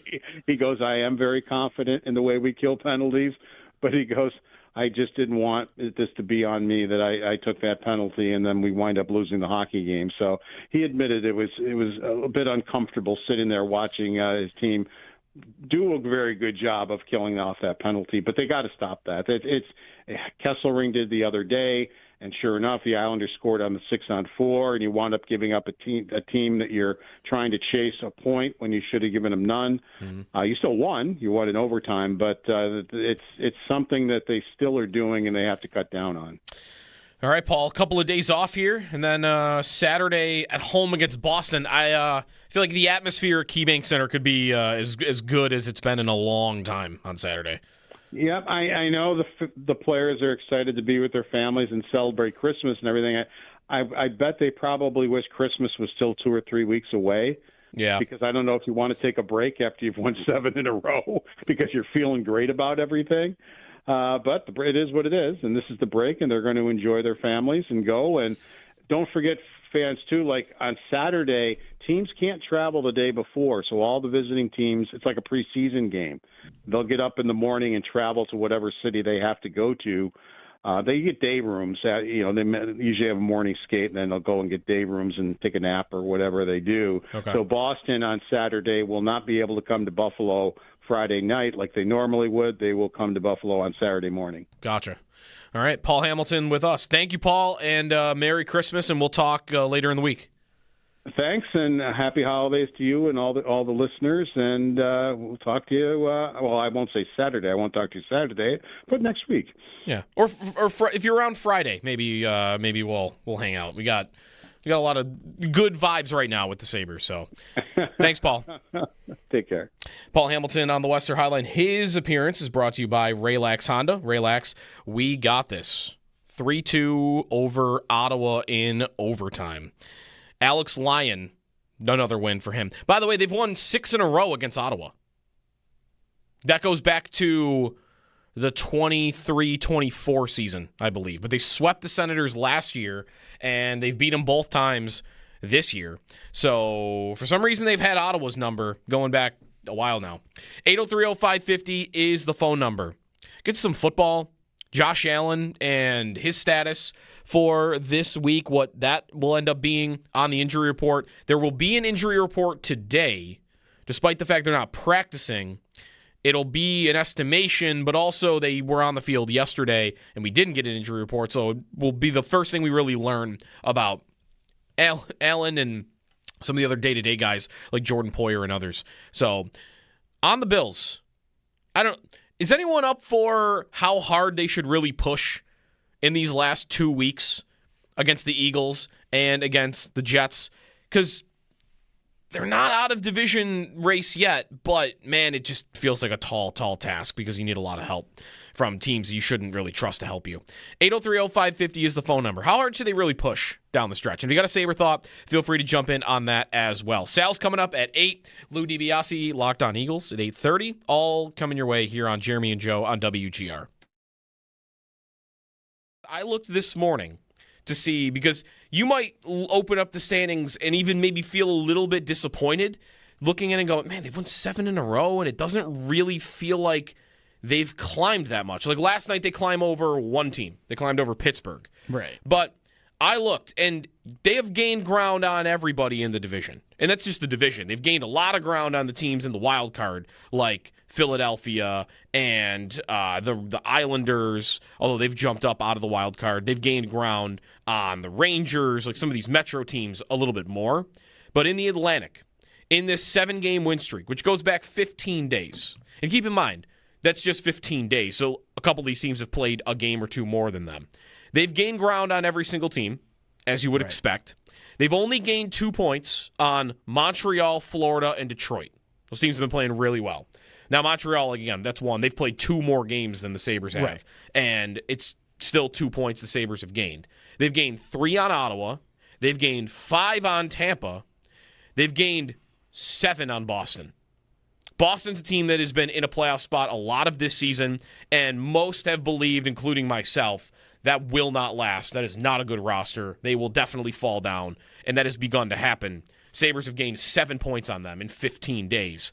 They've gained 9 on Toronto, by the way, if you care. I mean, they're kind of down in the dumps. They're maybe close to being an afterthought. It feels good to just kick them down in there. Right. Like, they might be an afterthought, and that's amazing. Right, That we're exactly. not to the new year, not to Christmas, and that is the case. So they have not gone too far up, but they've gained on everybody. And to me, you just got to start knocking them off one by one. Right. I mean, we talked about it before this streak started, where like you're going to need to go on a heater here, and it's not going to feel like you're doing that much when it's happening. But you've got to trust that you just keep winning games and keep climbing, and you'll put yourself in a spot where you can. There's going to be teams in this group that's above them that falter. Right. And they'll falter again at some point. They're not going to win every game for the rest of the year. They will. But this puts them in a position where they can be in it, and they are in it. They're 3 points out of that wild card, or out of third in the division, and 2 out of the wild card. And that is that's a good spot to be as you go into the holiday break, considering where they were, 15 days ago. The hockey team. Got to start with the hockey team. Another one. Overtime win against Ottawa. They have not lost since December 8th, and they are gaining ground on everybody in the Eastern Conference. They're not in a playoff spot yet, but they are only 2 points away from Florida at the moment, and they are 3 points from a couple of other teams. Like, they are right. They're right in the mix. Man, that game last night, I think Lindy said it in postgame, that game had a playoff intensity to it from both teams. These are two hockey teams. I mean, Ottawa made the playoffs last year, so for them it might feel a little different. But these are two teams that have been largely disappointing for the better part of a decade. And they are both riding win streaks going into that game and probably feeling really good about themselves. And that game got to 2-2 in the second period, and it just tightened up. The way that you would expect a playoff game to tighten up. Not a lot of chances. The goaltending was pretty darn good until Olmark in overtime, which I wanted to get your take on that, Owen. A knuckleball like that. Those can be tough. But in large part, like, that game was fast and intense and defense, and it really felt like, all right, that's what a playoff game could look like if this team ever plays in one. Yeah, it was really, really fun to sit down and watch a Buffalo Sabres hockey game and go, this is like as good a game as you'll be able to watch in the NHL tonight. These guys are flying. Everybody is giving it everything they've got. And it was two good teams going toe-to-toe, and it was tight. Yeah. And it was fun. Isn't this fun? It's fun. It's fun. So much fun watching this team right now. Fun with the Buffalo Sabres. Right. I'll take it. They look like they're having fun. Yeah. The coach looks refreshed.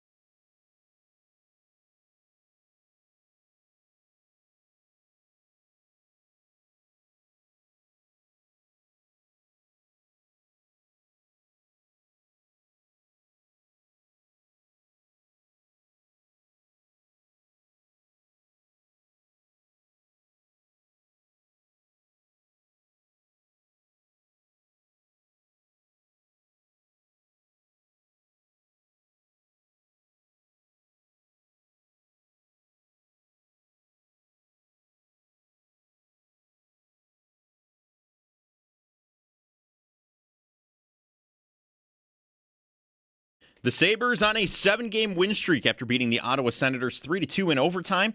Bo Byram scored the game winner and the first of the game. Noah Ostlund scored the other. The Sabres now get a break for the holiday. They're back in action hosting the Bruins on the 27th with puck drop set for 7 o'clock. The Bills held a walkthrough practice yesterday. Josh Allen, Jordan Phillips, Jordan Poyer, Cam Lewis, Matt Prater, Dalton Kincaid, and Joey Bosa did not participate in practice. They also signed cornerback MJ Devonshire Jr. back to the practice squad following the Chiefs signing quarterback Shane Buechele. Also, 3 Pro Bowl selections for the Bills. Josh Allen, James Cook, and Deion Dawkins named to the team yesterday.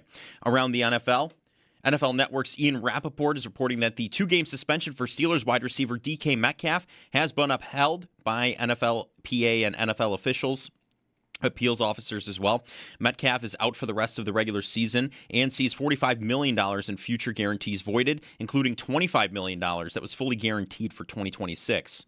In other news around the league, Vikings quarterback J.J. McCarthy, dealing with a hand injury, does have a hairline fracture, and he will be out for Week 17. And in other news around sports, 5-time major champion Brooks Koepka stepping away from Live Golf effective immediately. That's your Paddock Chevrolet sports headlines. Paddock Chevrolet celebrating 90 years of being your hometown dealership. I'm Joe Cali for WGR Sports Radio 550.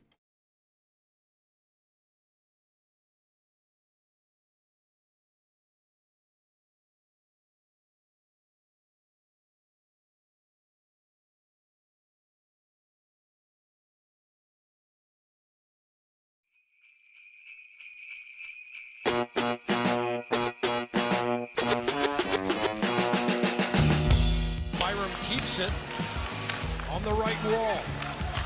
Takes the shot. That scores! Deflected in front. And the Sabres take the lead back. And a great stick in front of the net as the Buffalo Sabres get another one on Linus Ullmark here to take the lead. And it's Ostlund with the deflection. Noah Ostlund scoring the Sabres' second goal of the game yesterday and a really nice deflection. One of your moments of the game brought to you by Firth Jewelers. For all the moments in your life, go forth to Firth. We had a caller earlier that mentioned that last night you had all four of the guys from the Eichel trade that were in the lineup. Greenway, who ended up being the second-round pick they traded for. Ostlund, who they drafted in the first round, and obviously Tuck and Krebs.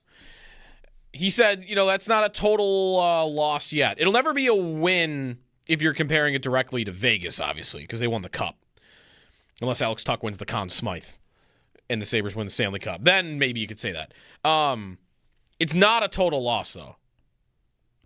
It's going to take Ostlund being, I think, a good player for a while for it to feel like it was worth it at all. Not even worth it. That's not even the right phrase. Just something that doesn't look embarrassing.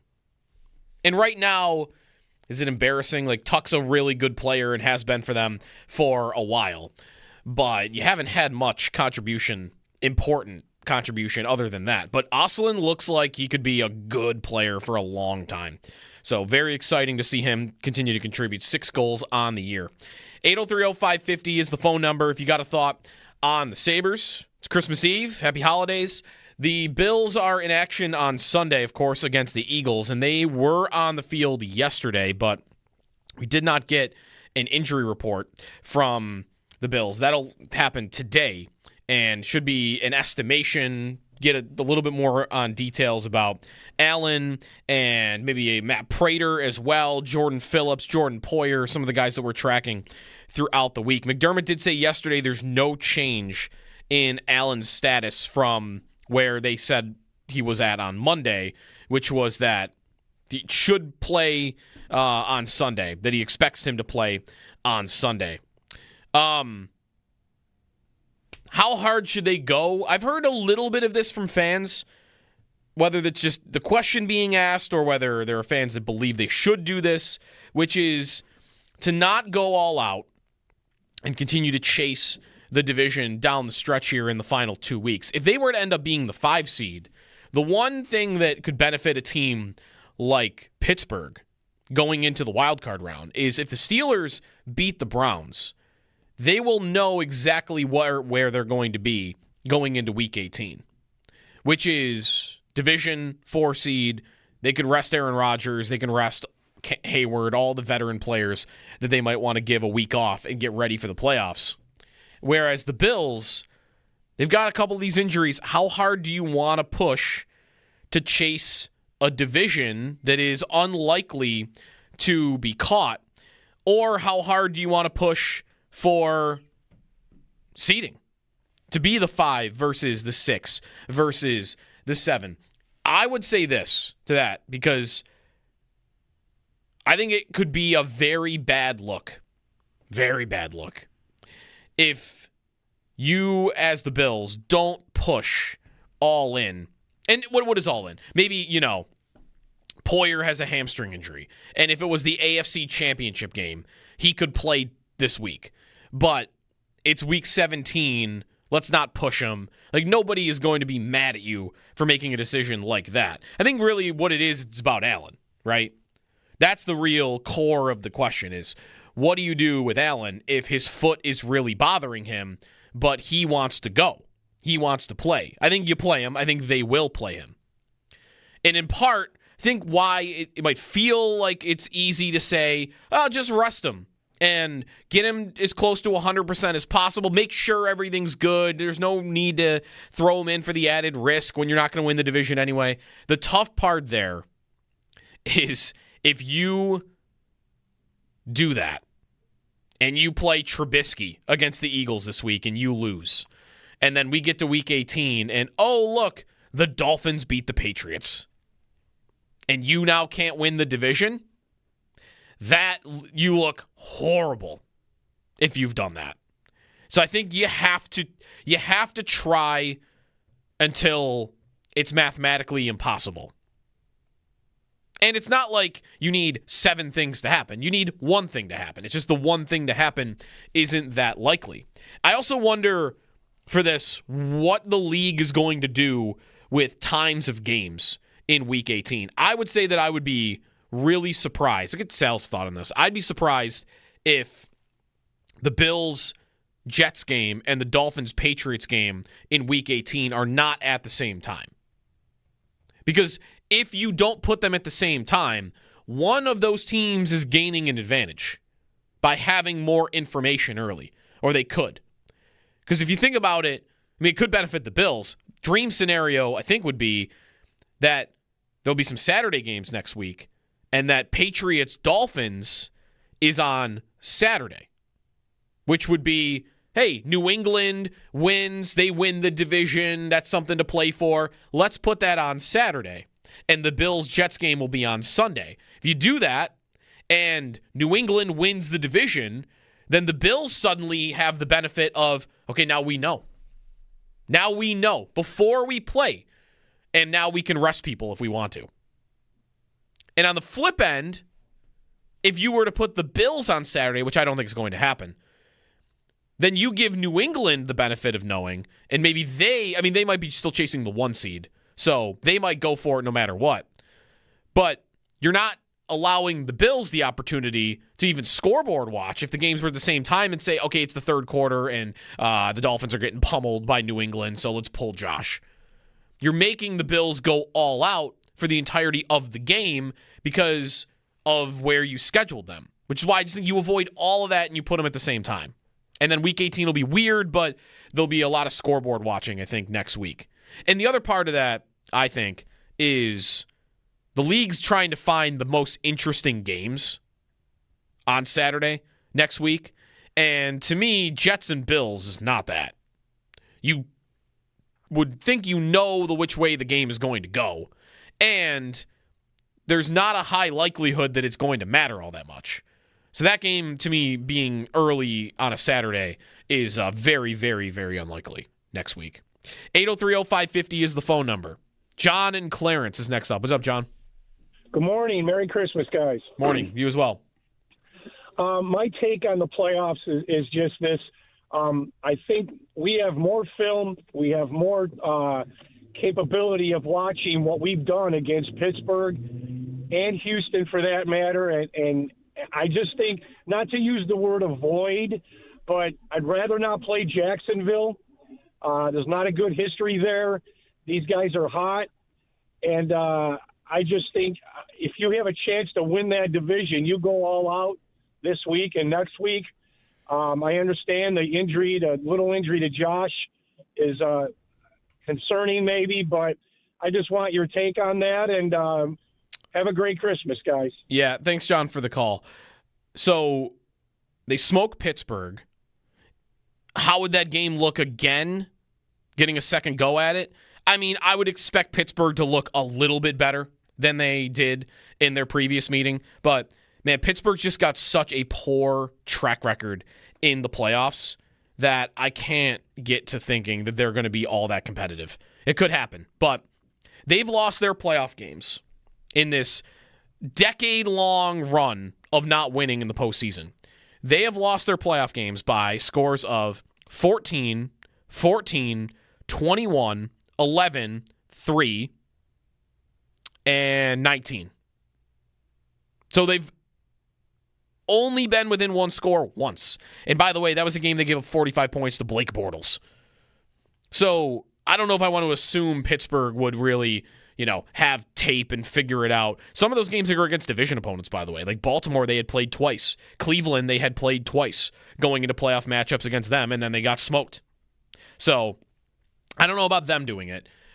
On the Bills front, though, against Houston, yeah, I would hope that it would look a lot better. That was a short week.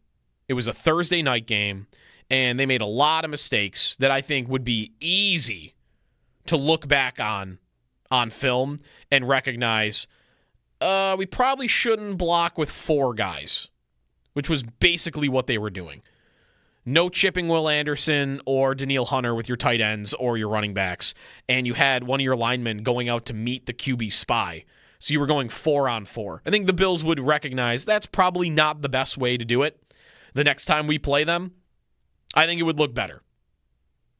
It would look better for the Bills on offense. And I also feel like it could look better for the Bills on defense, because Houston can only do so much on offense. It's a bad offense. So, yeah, like I would be definitely worried about that matchup, but I would think the Bills would look better than they did the previous meeting, and more time to prepare would be a part of that. 803-0550 is the phone number. Sal coming up at 8 o'clock.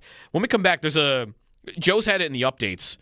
There's an interesting little factor, or even big factor, about the DK Metcalf suspension that I don't know it's going to come to fruition, but he really could have screwed himself with this suspension. I'll explain that when we come back here on WGR.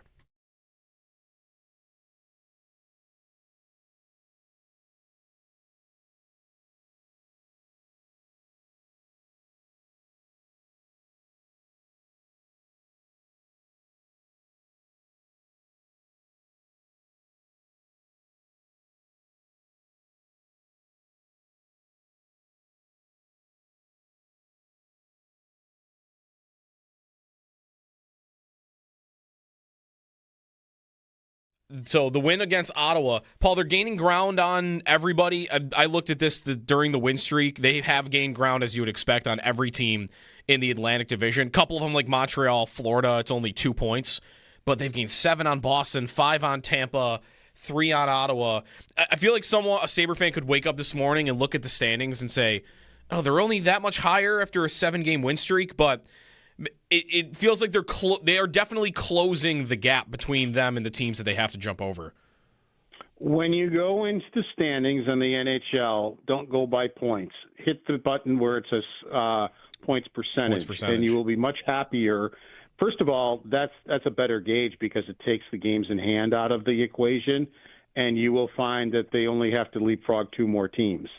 Mm-hmm. They're by some of the other teams that are ahead of them in points, but because of games in hand, the Sabres actually have a better points percentage. And I've been Brian and I talked about this again last night. I said, I've been saying all along, if they have any chance, and I didn't even see a 7-game winning streak coming out of this team the way it was going. But the change has simply got them rolling. But I felt it was going to take at least a double-figure win streak, 10 games. Well, they've won 7 in a row. They're not quite into the playoff spot yet, so they still have work to do. And Brian says, you know what? He goes, 10 sounds about right. He goes, if they can pull off a 10-game winning streak, they probably will be in playoff position. Mm-hmm. They will get past the other teams that they need to. So it's something that I did not think they were capable of, quite honestly. I mean, what have we seen in the last with this group or any other group recently that would tell us that they could pull off a 10-game winning streak? I mean, 2.5 weeks ago, they couldn't pull off a 3-game winning streak. Right. I mean, and here they are. So, I, of course, am surprised by it. I've been talking about it for a while, that that's what was going to be needed. But I'm not going to lie to you. I really didn't think they were capable of doing it.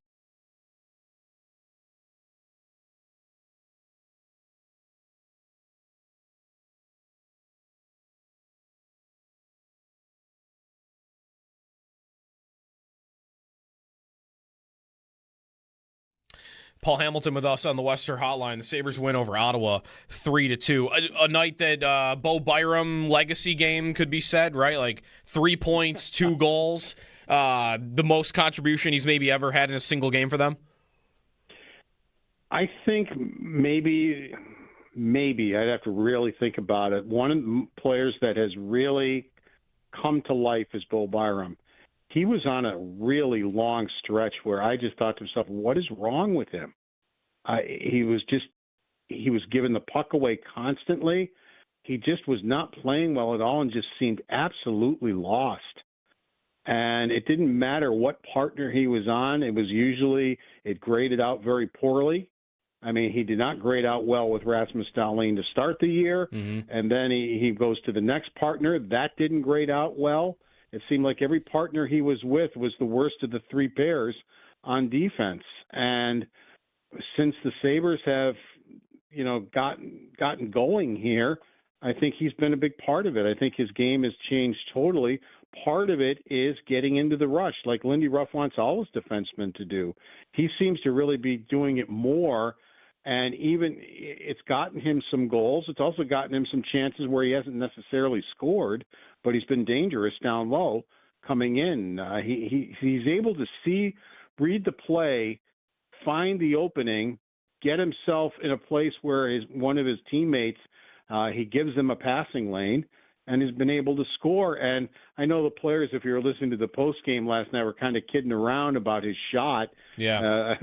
Tuck was like, what was that, about 35 miles an hour?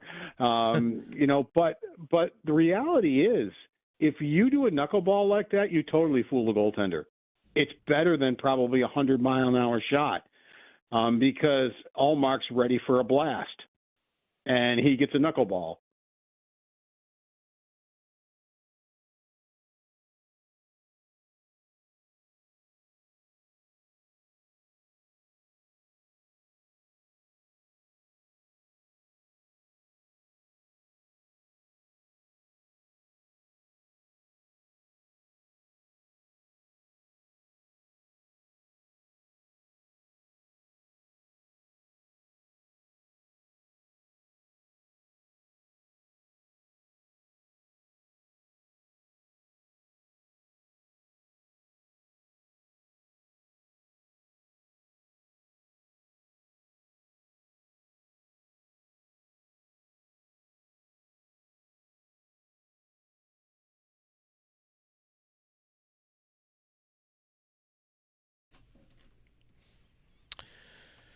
Happy holidays. It's Christmas Eve. Got football tomorrow. We got a mega parlay coming a little bit later on. You also have horrible quarterbacks playing football games tomorrow. I'll get to that in a little bit. So DK Metcalf got suspended for 2 games for throwing a punch at a fan. Grabbed the fan's hair and then threw a punch because the fan had called Metcalf by his full name, like what DK stands for, and apparently he doesn't like that. So he got suspended. There is a part of his contract that says that if he gets suspended or there's like practice time stuff that can void his guaranteed money. That suspension has done that. $45 million of guaranteed money. So don't worry about the fine or even the 2-game suspension. The potential for Metcalf to lose $45 million exists now because of what he did this past Sunday. Now, that's probably not going to happen. Like, the Steelers would have to act on that. They would have to dump him, basically, and say, yeah, we're going to use this as an excuse to get out of all this. But even Tom Pelissero reported, like, they are not planning on doing that. That he is their only consistently good wide receiver, and they invested in him, so they're not going to try to work their way out of the contract. Like, they're going to keep going. But, man, he's lucky. He's lucky Pittsburgh has that approach and attitude, because if he was having a worse season and they thought, man, we regret giving him that money and making that trade, and then he did this, it could have cost him $45 million, which is unbelievable. Unbelievably stupid also for doing that. You know, they traded one kind of crazy wide receiver for another crazy wide receiver. And the other one they got rid of is probably better. George Pickens. Pittsburgh is the most likely playoff opponent for the Bills right now by the odds going into the final 2 weeks of the season. We'll see if that ends up playing into fruition. Sal is on the way next. Got his annual poem, and we'll get into some of the Bills' injuries. They're trying out kickers as well, and how hard will they really push down the stretch here? All coming up with Sal as he joins the show after this timeout here on WGR. I looked this morning to see, because you might open up the standings and even maybe feel a little bit disappointed looking at it and going, man, they've won 7 in a row, and it doesn't really feel like they've climbed that much. Like last night, they climbed over one team. They climbed over Pittsburgh. Right. But I looked, and they have gained ground Joe on everybody in the DiBiase division. here from the- And that's just the division. They've gained a lot of ground on the teams in the wild card, like Philadelphia and the Islanders, although they've jumped up out of the wild card. They've gained ground on the Rangers, like some of these Metro teams, a little bit more. But in the Atlantic, in this 7-game win streak, which goes back 15 days, and keep in mind, that's just 15 days, so a couple of these teams have played a game or two more than them. They've gained ground on every single team, as you would expect. They've only gained 2 points on Montreal, Florida, and Detroit. Those teams have been playing really well. Now, Montreal, again, that's one. They've played 2 more games than the Sabres have, Right. and it's still 2 points the Sabres have gained. They've gained 3 on Ottawa. They've gained 5 on Tampa. They've gained 7 on Boston. Boston's a team that has been in a playoff spot a lot of this season, and most have believed, including myself, that will not last. That is not a good roster. They will definitely fall down, and that has begun to happen. Sabres have gained 7 points on them in 15 days. They've gained 9 on Toronto, by the way, if you care. I mean, they're kind of down in the dumps. They're maybe close to being an afterthought. It feels good to just kick them down in there. Right. Like, they might be an afterthought, and that's amazing. Right, That we're exactly. not to the new year, not to Christmas, and that is the case. So they have not gone too far up, but they've gained on everybody. And to me, you just got to start knocking them off one by one. Right. I mean, we talked about it before this streak started, where like you're gonna need to go on a heater here, and it's not gonna feel like you're doing that much when it's happening. But you've got to trust that you just keep winning games and keep climbing, and you'll put yourself in a spot where you can, there's going to be teams in this group that's above them that falter. Right. And they'll falter again at some point. They're not going to win every game for the rest of the year. They will. But this puts them in a position where they can be in it, and they are in it. They're 3 points out of that wild card, or out of third in the division, and 2 out of the wild card, and that is that's a good spot to be as you go into the holiday break, considering where they were, 15 days ago.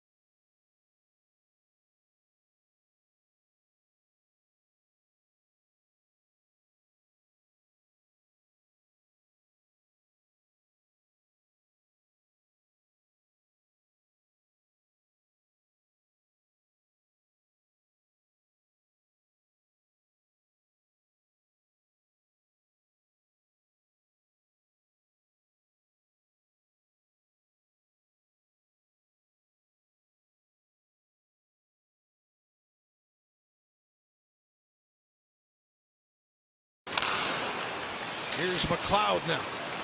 In across the Ottawa line. For Byram, one-timer scores! Bo Byram, overtime winner in Ottawa. Merry Christmas, Saberhood. Buffalo continues their winning ways as the streak marches on. The Sabres on a 7-game win streak after beating the Ottawa Senators 3-2 in overtime. Bo Byram scored the game winner, as you heard there. He also scored the first of the game. Noah Osland scored the other. The Sabres now get a little break for the holiday. They're back in action hosting the Bruins on the 27th with puck drop set for 7 o'clock. The Bills held a walkthrough practice yesterday. Josh Allen, Jordan Phillips, Jordan Poyer, Cam Lewis, Matt Prater, Dalton Kincaid, and Joey Bosa did not participate. And they also signed cornerback MJ Devonshire Jr. back to the practice squad following the Chiefs signing quarterback Shane Buechele. Also, 3 Pro Bowl selections for the Bills: Josh Allen, James Cook, and Dawkins selected to the team yesterday. Around the NFL Network's Ian Rappaport reports that the 2-game suspension for Steelers wide receiver DK Metcalf has been upheld by an appeals officer jointly appointed by the NFL and NFLPA. Metcalf is out for the rest of the regular season and sees $45 million in future guarantees voided, including $25 million that was fully guaranteed for 2026. Other news around the league: Commanders quarterback Marcus Mariota with a hand and quad injury did not practice yesterday. Ravens quarterback Lamar Jackson, dealing with that back injury, did not participate in yesterday's walkthrough practice. And Vikings quarterback J.J. McCarthy, dealing with a hand injury, does have a hairline fracture and will be out for Week 17. In other news, 5-time major champion Brooks Koepka stepping away from Live Golf effective immediately. That's your Paddock Chevrolet Sports Update. Paddock Chevrolet, celebrating 90 years of being your hometown dealership. I'm Joe Cali for WGR Sports Radio 550.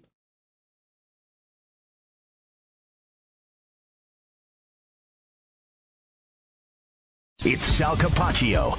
Sal Capaccio. Sal Capaccio. Sal Capaccio. Sal Capaccio. Sal Capaccio. Sal Capaccio. Sal Capaccio. On WGR. It's a nice little ad. I like it. The jingle bells. Or sleigh bells? What would you call these? I call them jingle bells. These are jingle bells, right? The rhythm makes, I don't know, something about the sleigh. Anyways, good morning. It's Christmas Eve. Happy holidays. The Bills and Eagles play on Sunday. The Sabres have won 7 in a row, and people are feeling pretty good about it right now. Now on the Western Hotline, Sal Capaccio. Good morning, Sal. Merry Christmas. Good morning. Merry Christmas. I would call those sleigh bells. Sleigh bells. I mean, right? Jingle bells is just like, it's like jingle bells. It's not you're jingling something. Like, those are sleigh bells. Like, it's a noun, right? Those are actual bells. Those are sleigh bells. Right. Jingle is the part of, like, what you do with the bell. Okay. You jingle them. Yes. They're the same types of bells, right? But it's just about, the sleigh bells are on, like, a stick, right? And, you shake them? Correct. Yes. Yeah. Pretty much, yes. That's correct. Yes. Okay. Yes. All right. I got it. Right? I mean, that's what I look at it. I don't know. I think you're right. I would call those sleigh bells. I've never thought of differentiating the two, but I think you're onto it. So Sal will have his "Twas the Night Before Buffalo Sports Christmas" coming up a little bit later in this segment. So stay tuned for that. We're gonna make you wait for it, so you got to stick around to hear Sal's poem coming up in a couple of minutes. We'll start with the Sabres, Sal. I know you're watching these games, and man, how they look right now, like there is always that little extra buzz in the air when they're playing well.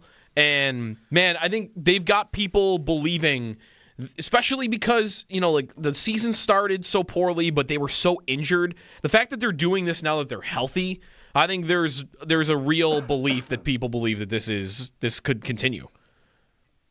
Oh, I agree. And I think that, we talk about talent, how much they actually have, they don't. I think we've all seen, like, they have some good young players, right? We can debate, like, how good and all those kinds of things, but it's finally starting to show a little bit together with a bit of a mix-in of some of the guys have been here, and it's what we've been waiting to see. And now, it's the old cliches of hockey and all sports. They're finding ways to win games. They're figuring out how to win games, and that's pretty cool to see. I agree that when the Sabres are really good, there is a very, very awesome buzz in the air. And if you could do it at the same time with the Bills, it's pretty cool here in Western New York. Honestly, Joe, we have plans on Saturday night. Yeah. And I'm thinking right now, even those plans, I want to change those plans and go to the arena, man, and watch the Sabres Bruins because it's going to be pretty awesome. I know, me too. The opponent is good for this. I mean, it's Boston. Yes. You're at home, and it's a Saturday night. Most people are off the couple of days leading up to that. Yeah, I think the building Saturday could be rocking as much as it has in years. Agreed. I remember the night before the Bills played the Chiefs, Ovechkin and the Caps were in town. And that was the night that Ovechkin was, looking for 900, right? Was it 900? He was at 899? Yes. And he didn't get it that night, but that was a buzz. And then the Chiefs were in town the next day, so that was a big deal.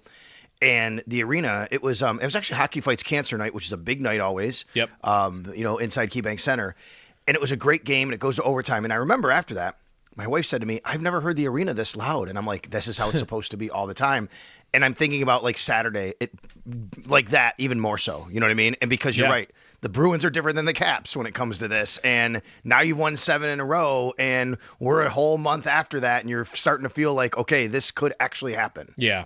There's no Chara and Lucic and Marchand anymore, but yeah, just something about that sweater. If they can win on Saturday to get to 8 in a row, and it's against them, maybe it doesn't matter who they're playing, but I think it might. It's a little extra cherry on top if they can have a good night. Listen, Joe, Saturday. let me tell you something. All right, I don't care about. You're right. Chara and Lucic. When I close my eyes, when I go to a game, if I see the Boston Bruins, I still see Bruce Shoebottom and Rick Middleton and Cam Neely. Okay, that's what I see, and I don't care. So just go out there and do your business against them. Brad Park. Yeah, every generation's got their Bruins villain. Man. That's exactly right. Yes. Sal Capaccio with us on the West Her hotline. So to the Bills, Sal, the injury update from yesterday is a unique one, right? Because it's McDermott talking for the second time in a week, but we don't have an injury report. So did we learn anything about anybody really yesterday? Not really, because we don't have a full actual official injury report. I guess, we did learn something yesterday that there's still been no setbacks with Josh Allen. He's still on track to play on Sunday, but he didn't practice yesterday. It was a walkthrough. McDermott said Mitch Trubisky would get the work at quarterback. But Josh even confirmed, he's going to play on Sunday. Everything seems in line for that. But, it's something to monitor as, it goes on, as the week goes on. So, we'll see how it actually turns out. And the other guys, I guess, would say Matt Prater, Jordan Poyer, Daquan Jones, Dalton Kincaid. So, yeah. Yeah. On Prater, is it interesting at all to you that they were working out kickers yesterday? Do you think that might say more about Michael Badgley than it says about Prater? Probably about both, right? If they're still working out kickers, I asked Sean McDermott specifically about Prater. He said, we'll see how the week goes. He didn't want to declare him out necessarily yet. He also didn't want to declare him in for the week, but the fact that they brought in some kickers, I think that probably also means that they're not really happy with what they saw in Badgley. And, he didn't have a very good day. He missed the extra point. He obviously hit the landing zone, missed the landing zone on a kickoff, which cost them field position. And those are things that you just can't have happen, especially in close games, which obviously that turned out to be a close game against the Browns. Yeah, I wonder how nervous people would be about that position if Prater had something that was gonna bother him going forward, because Bass isn't coming back, and that position, it's kicker, but your season could come down to it, right? And depending on who is taking that kick, you're gonna have different levels of confidence. And I don't know, Sal, Prater has been solid, right? I don't think there is a giant booming leg there like there once was. I think if they needed a 63-yard field goal in a big spot, they might not have the guy for that, but he's been pretty consistent, I would say, throughout the year. Yeah, I'd say so. He's missed, 3 extra points. Now, a couple have been one in Houston you can't miss. You're in a dome, and it actually wound up really hurting him because as the game went on, the game flowed a little bit differently because of that. Those things could happen, and I went and looked. I think there's about 10 or 12 kickers who haven't missed an extra point. Most have at least one. You don't want to have 3 missed extra points on the season, but he does. Yeah, but I don't think there have been too many real critical blemishes. You know what I mean? I think he's been pretty good when they've needed to be good, and honestly, like kickoffs too, right? I mean, like they're doing a nice job. We're not talking here about some issues on the kickoff and not getting it to where they need to. That's generally landing between the 5 and the goal line. That's what you want. So yeah, I think getting Matt Prater back would be good.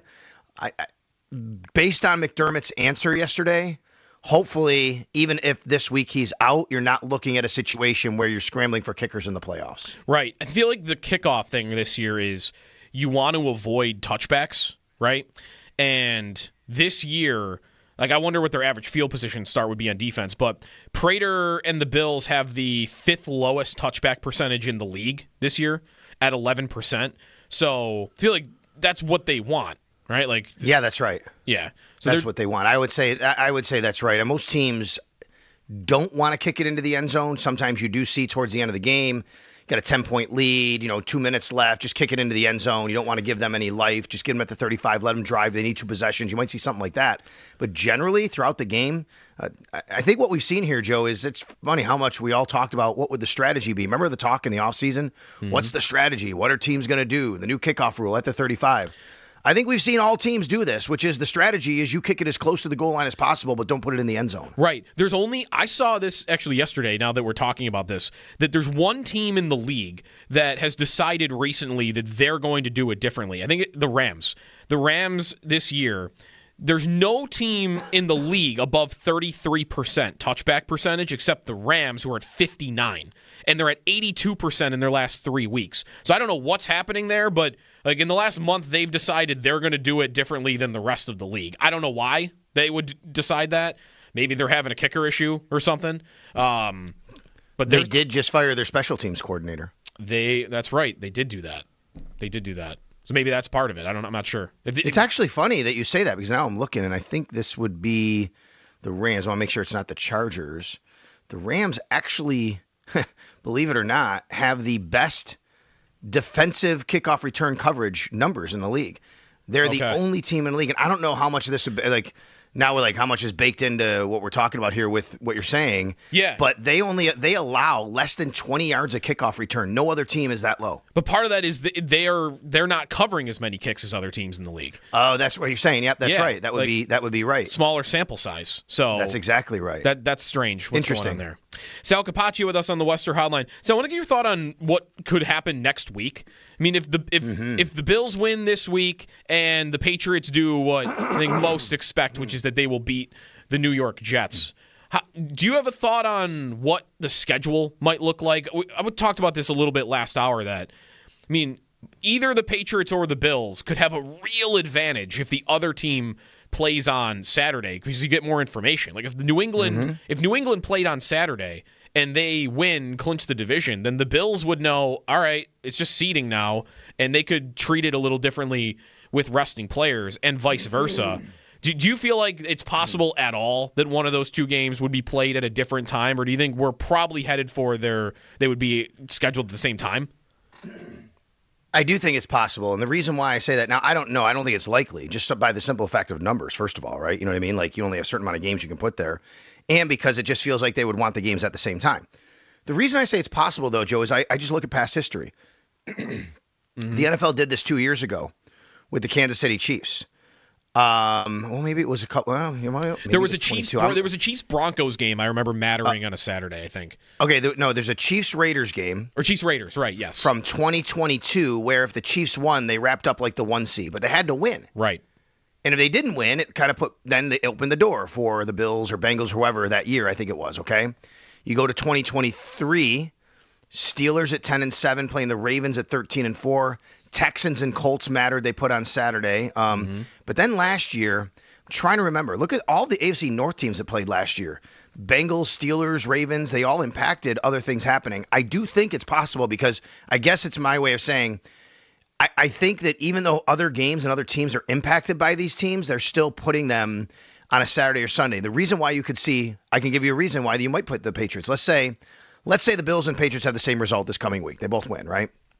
Patriots have to win the division. Patriots still have to win the division. Bills need Patriots to lose for that to happen. They could simply just put the Patriots on Saturday and go, look, this is a must-see TV game for on Saturday. Patriots have to win the division. They have to win, and I think the NFL would love that. And if they do wind up not winning, then you're right. It puts the Bills in a position where they could rest players, but I think they get what they want on a Saturday.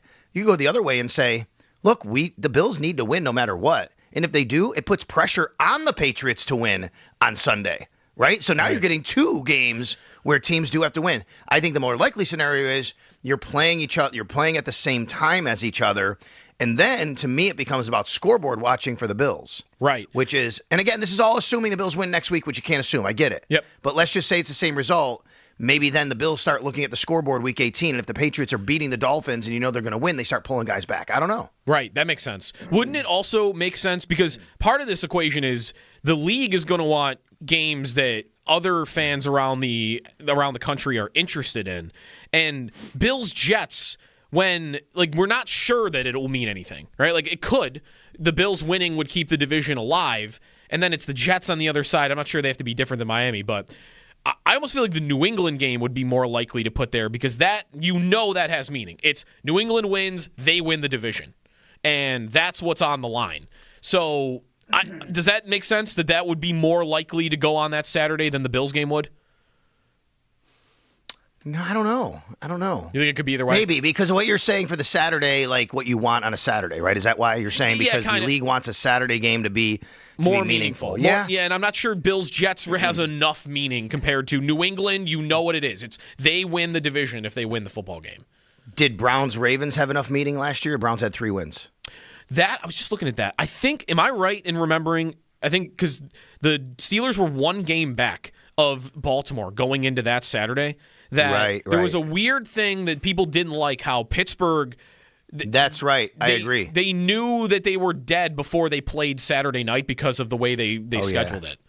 Okay, so there you go. Maybe that's your indication that, you know what, they're still willing to do it where a team gets... But you're right. I think I do also wonder, I don't think it matters too much, but there is a storyline of the final game maybe at Highmark Stadium, right? Okay. Right. And you wonder if the league would highlight that in any capacity, right? And say, you know what, we're going to make it a standalone game on a Saturday, and we're gonna use it to share and show memories, and the Bills still need to win, so that's a big deal, right? Yep. So maybe that's why. Yeah, the other thing, to obviously look at, and we can do this next week too, is what games around the league have meaning and how many of them are there, because you can only put 1 on Sunday night and they'll want to put a couple on Saturday too. But I'm not sure there will be a lot of those. But again, we'll have time for that. And by the way, that Sunday night game, aren't we? At this point, it's got to be, to me, either Chargers at Broncos or Seahawks 49ers. Yeah, Panthers Bucks could be for the division, but I don't know. Oh yeah, that's right. I don't know if that's the most enticing 2 teams people want to watch. But that has meaning. I think Chargers Broncos has a real shot at it if that's got a lot of meaning to it. That would be the one I would look at. Otherwise, I think so too. Yeah, like Bears-Lions is at a point where the Bears are pretty much locking stuff up, and the Lions don't have a great look anymore. I guess that would depend on what the Packers do too in that situation. Yep, and they play Baltimore this week, so we'll see. Yeah. Sal Capaccio with us on the Wester Hotline. One last thing before we get to, 'twas the night before Buffalo Sports Christmas here. Pro Bowl yesterday. You got any thoughts on how that ended up going? There was some Twitter reaction to Gilliam not getting onto the team, right? I was one of the Twitter reactors. Okay. I was very much into the, hey, I don't normally care about this, which I don't really that much. It's nice, you cover it, and you love seeing these guys get recognized, right? But that's a guy that deserves to be recognized for what he did. And what bothered me about Reggie Gilliam not making it, Patrick Ricard is a nice player. He played 9 games this year. He's the fullback for the AFC. Right. He's played 9 games, and he got in over the fullback who has been instrumental in the Bills' number 1 rushing attack this year. Right. That should qualify, it feels like. Given he also does a million other things for the Bills, like special teams, and he'll play tight end. And that's right. He's also their tush pusher right now. He's the guy that's throwing Josh Allen forward. That matters. So yeah, I didn't like the fact that he didn't make it. So that. And we all know that that's not what matters. You hope that you're playing, in the Super Bowl, and then the Pro Bowl stuff doesn't matter and all that kind of thing. I get it. I totally get it. But these guys, they have incentives. It impacts, 50-year options for certain players. Although, so there is something that matters Pro Bowl to a lot of people and to the players themselves. Which is almost why it's kind of amazing that some of that money stuff is baked into Pro Bowl voting. Because I think it's incredible. Pro Bowl voting is, it's so meaningless because it's such a popularity contest. You mentioned how Ricard makes it playing 9 games. So Joe Alt made the Pro Bowl playing 6 games. And I saw a lot of Charger fans not happy that, wait, you put him in the Pro Bowl for playing 6 games this year, and now our team's got to pay him more on the 5th-year option because of that. That's right. That's right. That's exactly right. It's kind of wild, right, when you think about that. I think Steve Palazzolo had a funny tweet, which is maybe that the Chiefs, Raiders, and Broncos fans all voted for Joe Alt to make it harder on the Chargers. Oh, my God, that's hilarious. Yeah. And then you had, 3 teams that did not have Pro Bowlers. Who would have thought, Joe, the Vikings wouldn't have any? Right, because that roster's loaded. Jefferson just had such a bad year because of the quarterback, so I guess that kind of makes sense. But who are the other teams that didn't have one? I didn't see that. Minnesota and... You want to guess? There's 2 more. The Raiders didn't have a Pro Bowler, probably? Or did Max Crosby No, make it? I don't know who, but they did. Probably Max Crosby, maybe? This is a good game. Who didn't... The Giants? No, you were about to say it. Was I? I was about to say Giants. You said the Giants. The Jets. The Jets? Okay. Yeah. I guess for a second year in a row they didn't, I think, from what I read. Maybe New Orleans? Yes, that's right. Okay, Saints, New Orleans. Yeah. Jets, and Vikings, from what I read, the only 3 teams that did not have a Pro Bowler. Gotcha. I saw New England complaining they didn't have Pro Bowlers today, so they're in that stage of their existence. I do think Marcus Jones, he should have made it, right? And he didn't. I think Marcus Jones was left out, and that's probably a pretty good gripe right there. Yeah, that's right. All right, enough Pro Bowl talk for now. It's not even a game. It's like, flag football and dodgeball at this point. Sal Capaccio with us, and it is time for the annual poem that everybody is looking forward to, that you've all been waiting through the last 20 minutes for. It's time for Sal Capaccio to tell us the night before Buffalo Sports Christmas. 'Twas the night before Christmas throughout all of Buffalo, waking up to our Sabres winning 7 in a row. The year started out like too many others before, a title game in KC, but the wrong end of the final score. It took 2 wins at home for the Bills to get that far, so they dominated Bo Nix, then turned over Lamar. Out in Arrowhead, they certainly had their shot, and things might have been different if not for that 4th down spot. Josh Allen finally got his hardware, forever joining the MVP winners. Then he tied the knot with that famous actress from Sinners.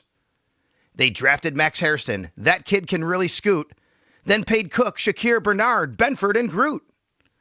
After the draft, all the wide receiver talk was still there, so the GM brought the heat when he joined Jeremy and Joe on air.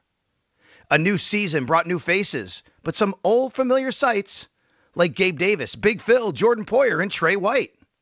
Sunday Night Football kicked off the final year at Highmark. New memories soon to be built across the street in Orchard Park. Downtown is where the Sabres play, and they wanted to set a new tone. They traded away JJ and got back Kesselring and Doan.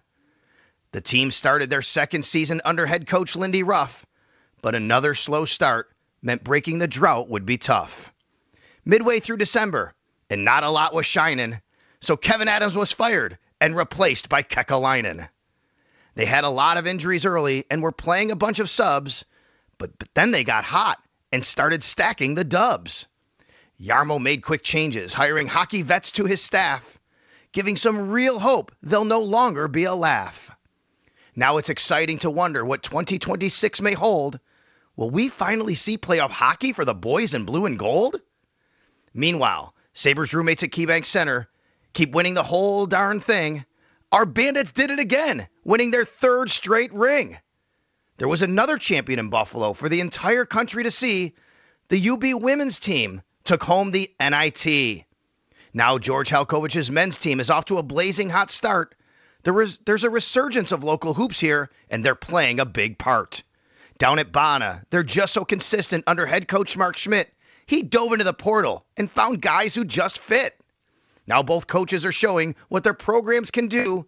Not even the new year, and both are 11-2. In October, we saw a World Series just a bit to the north. The Blue Jays won 3 games, but couldn't get the 4th. Now we start the cycle over and get ready for another year. 12 months from now, there will be plenty new to cheer. But don't look too far ahead. There's really no reason. The Bills are in the playoffs again for the 7th straight season. 3 wins on the road would be quite the playoff hat trick, but this year could be the year with no Joe Burrow, Lamar, or Patrick. So buckle up, fans. We may be in for quite the ride. The next few weeks is when the Bills hit their stride. A new year is on deck with more champions to be made. 2026, the year of the Buffalo Parade. Happy holidays. Well done. Great close. I laughed when you rhymed Shinin' with Kekalainen. Okay. I had to work on that one a little bit. We had a lot of recommendations right after you signed off yesterday about, like, Whinin' was one we saw, but you did a good job. Whinin' was up there, and I just couldn't fit whinin' in the right context for a poem like this. Shining was good. Also, did we need the Blue Jays shot there? It wasn't really a shot, I guess. No, it was good. We had a World Series up north, and Do you know what's funny? Really quick to wrap on this. I'm a Blue Jays fan, but pretty fair weather Blue Jays fan. I even said before that World Series, like, this is perfect because I'm going to be thrilled if they win, and I'm not going to care if they lose. And every time I hear them reference Sal, I get a pit in my stomach because of how it ended. Really? Really. Like, wow. I did not expect that. I went to Toronto last week and drove by the stadium, and I just, like, had my head in my hands. Like, you just said it, and, like, oh, the Blue Jays. But it's all right. It was great. Yeah. Great job. No, I could have done more with that. That was good. Everybody knows I'm a Yankee fan. Yeah. I get it. And I'm like, you know what? But I got to give some love to the Blue Jays, what they did. Yeah. And, I didn't. So I had to do it in the right context. So you did. Yeah, that was good. I appreciate that. A few things here or there, like, it just were tough rhyming. But, you do these over the years, Joe. I went back and looked at other poems, and I don't want to recycle words, but sometimes you just have to, have the same rhymes over and over. You know what I mean? Yeah. How many years now have you done this? This has got to be like. Oh, it's got to be at least 10 now. 10, I think. Right? You know what's funny though? I'll be honest. I did not do it last year, and I think we got like kind of close, and the way the schedule's going, I just never got around to it. So we took a hiatus last year, I believe, if I remember right. I don't think I actually put one out last year, so we're back on the track again this year. All right, we're back. Speaking of rhyming. Sal Capaccio, great job, Sal. Thanks for joining. Merry Christmas, and we'll talk on Friday. You got it. Merry Christmas to you and everybody out there. Thanks a lot. Thanks, Sal. Extra Point Show coming up at 10 o'clock. The Bills will have an injury report a little bit later on. We'll take a timeout here. Lou DiBiase, my brother, Locked On Eagles. It's the week to get him on as the Bills play Philadelphia, which is a weird team, I'm sure, to cover because they won the Super Bowl and everybody's mad at them, including their fans, even though they just won the division. Lou, when we come back here on WGR.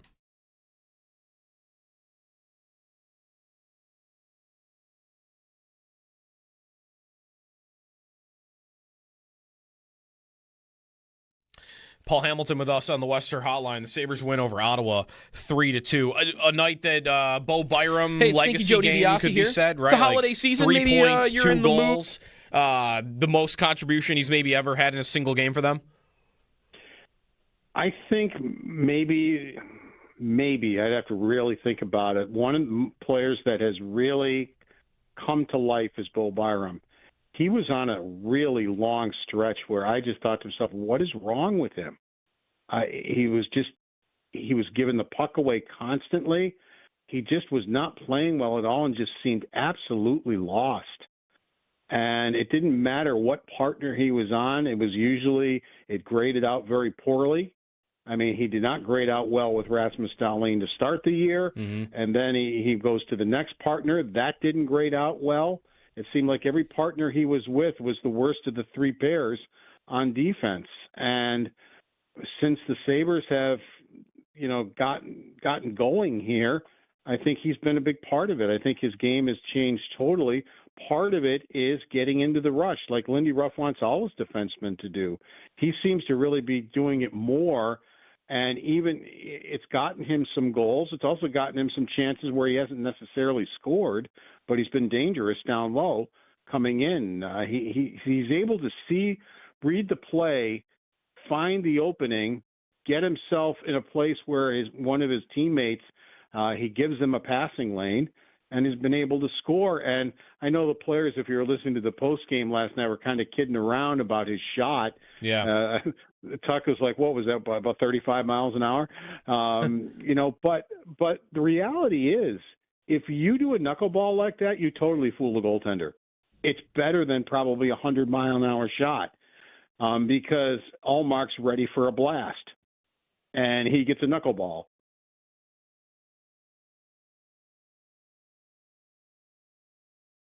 The hockey team. Got to start with the hockey team.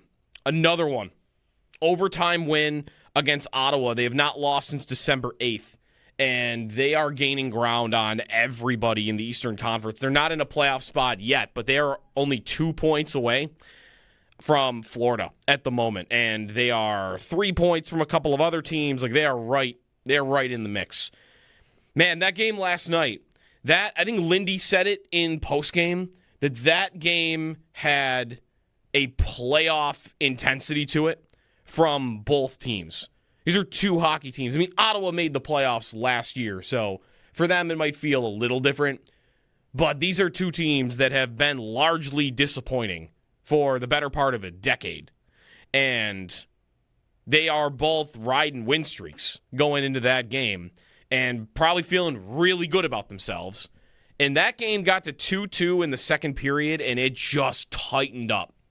The way that you would expect a playoff game to tighten up.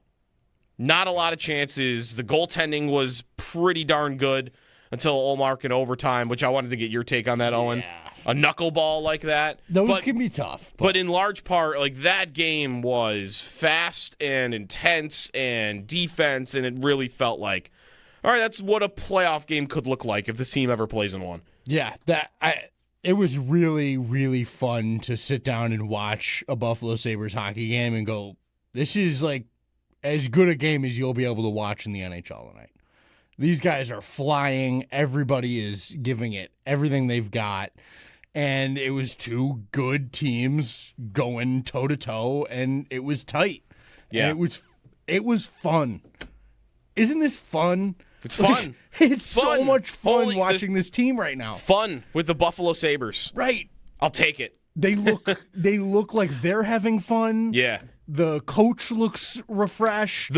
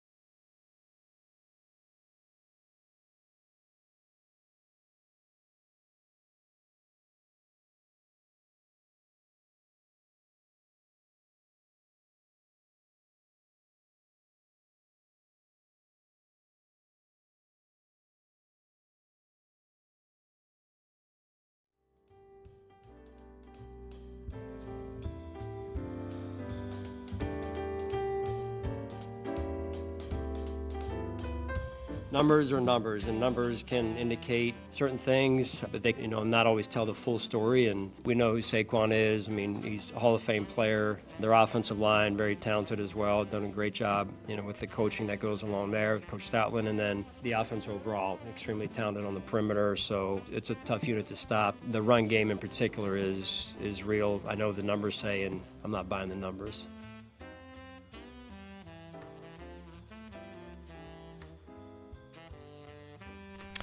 That's Bills head coach Sean McDermott on Saquon Barkley, who plays a pretty poor Bills rush defense this week. We'll get into the matchup a little bit here. We've talked a lot of Sabres today. We're willing to take your phone calls at 803-0550 on that. They've won 7 in a row. And joining now on the Wester hotline is Lou DiBiase, my brother, locked on Eagles. So, of course, we got to get him on this week. He also is a self-described dormant Sabres fan that has told me to call him when they're good again, and I'm not sure if now's the time, but it might be. It might be time. They're what, 1 point out of the playoffs?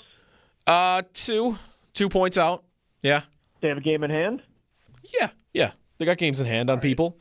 By points percentage, they're like right up there. They're right up there. I'm like 1 foot back in.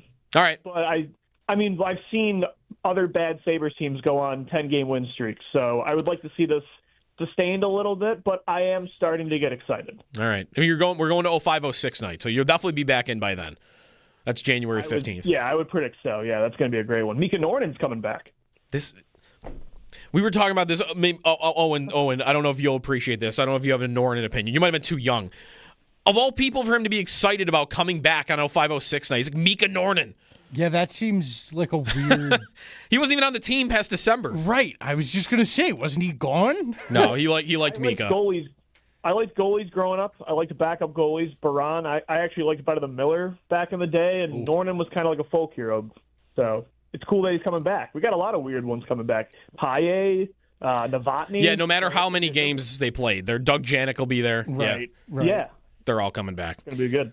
All right, Bills and Eagles on Sunday. What is it like to cover the Eagles? A team that won the Super Bowl. The fans still seem mad all the time. They're going to win the division, and I feel like every week is probably figuring out why they don't look better than they are.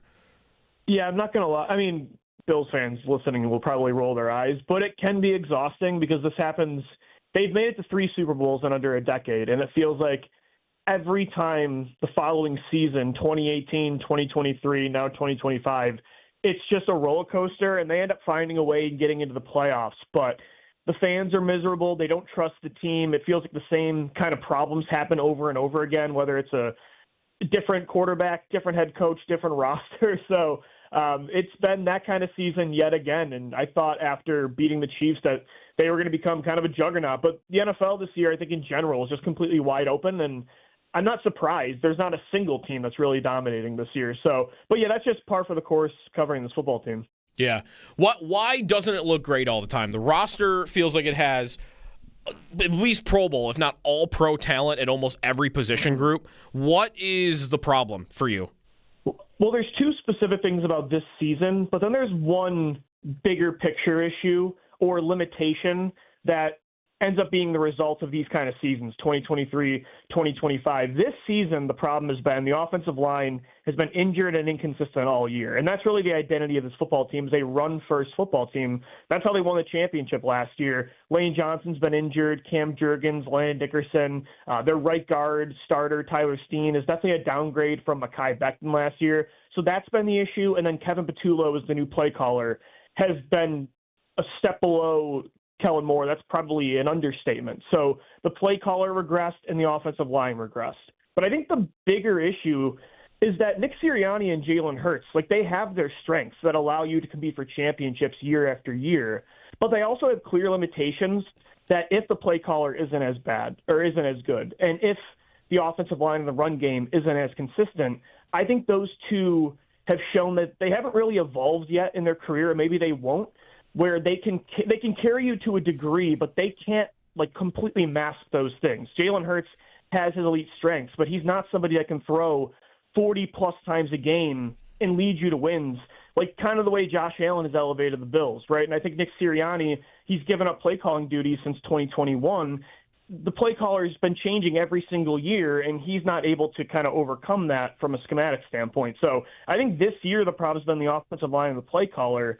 But the reason you get these kind of seasons, it feels like every other year when those things change, is because your quarterback and coach, there's a lot of great strengths to those guys, but there's clear and obvious limitations too. Yeah. Do you feel like there is an element of defenses over time have learned a little bit more about how to play Hurts, and he doesn't really have a pivot once you've done that?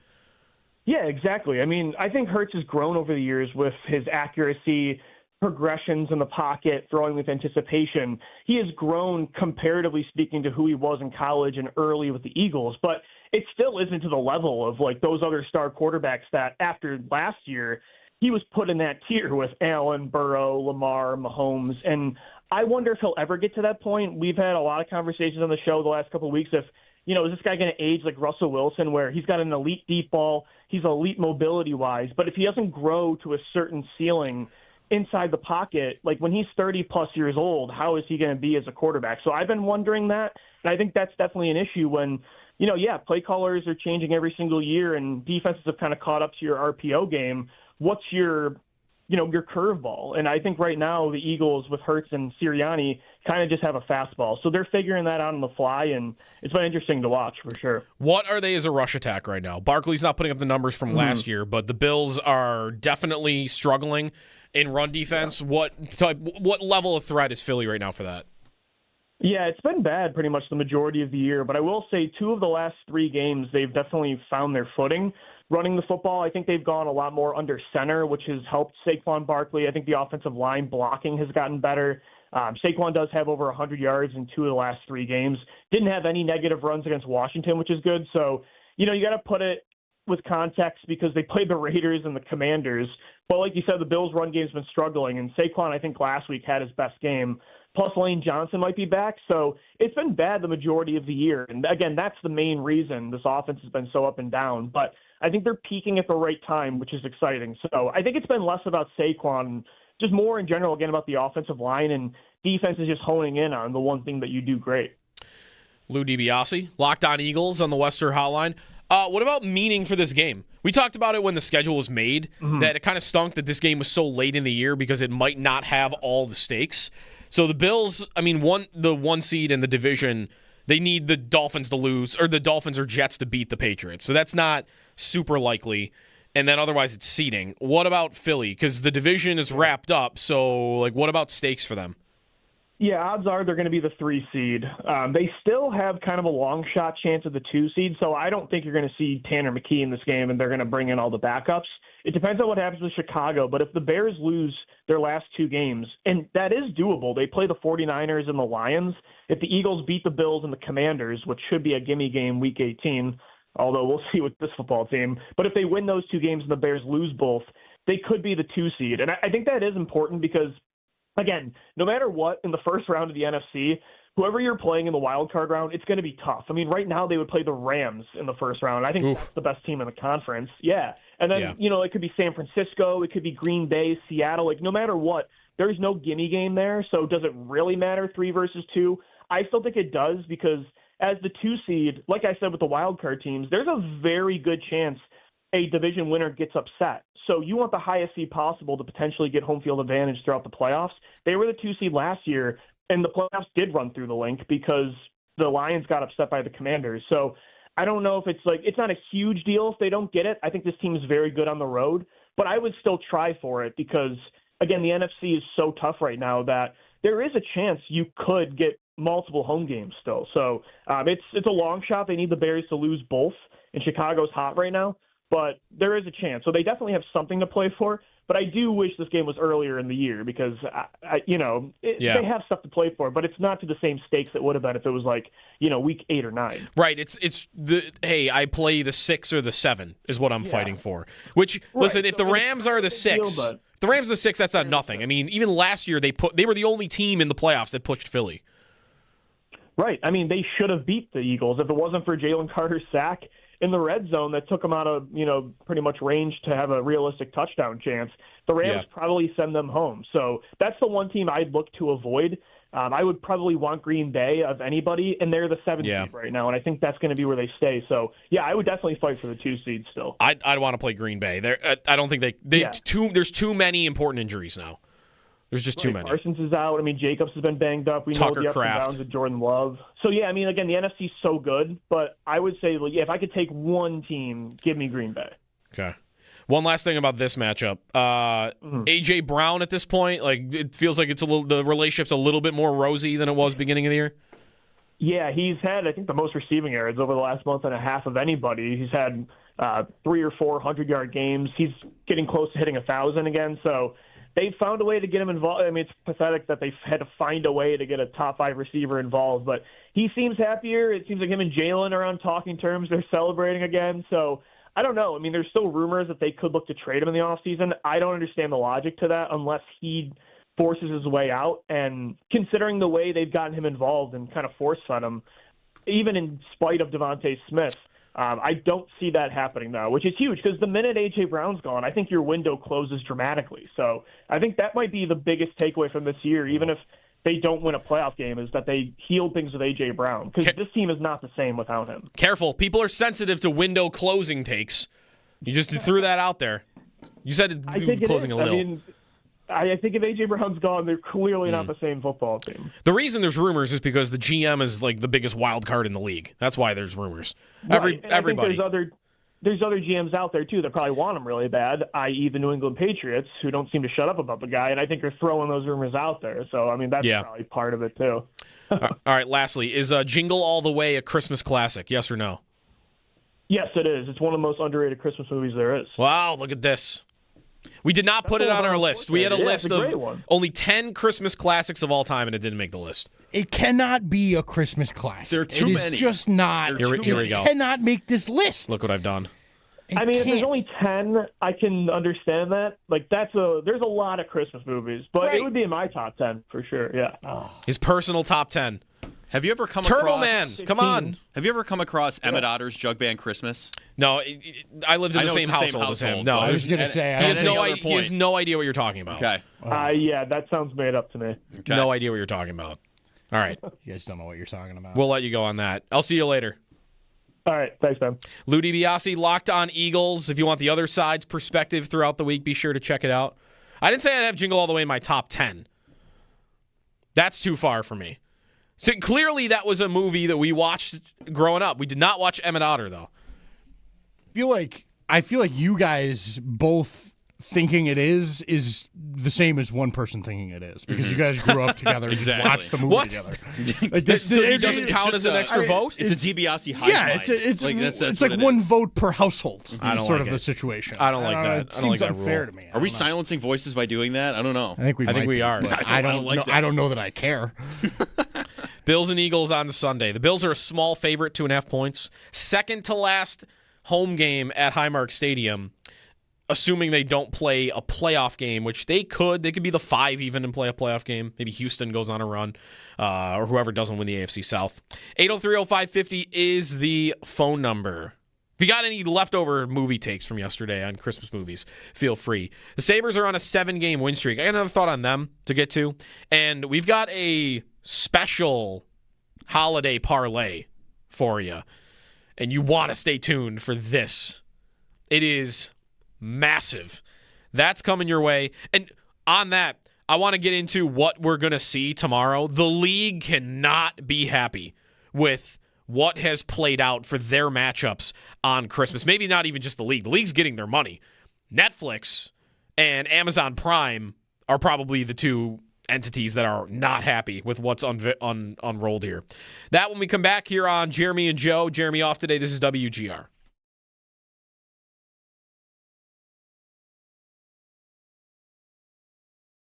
So the win against Ottawa, Paul, they're gaining ground on everybody. I looked at this during the win streak. They have gained ground, as you would expect, on every team in the Atlantic Division. A couple of them, like Montreal, Florida, it's only 2 points.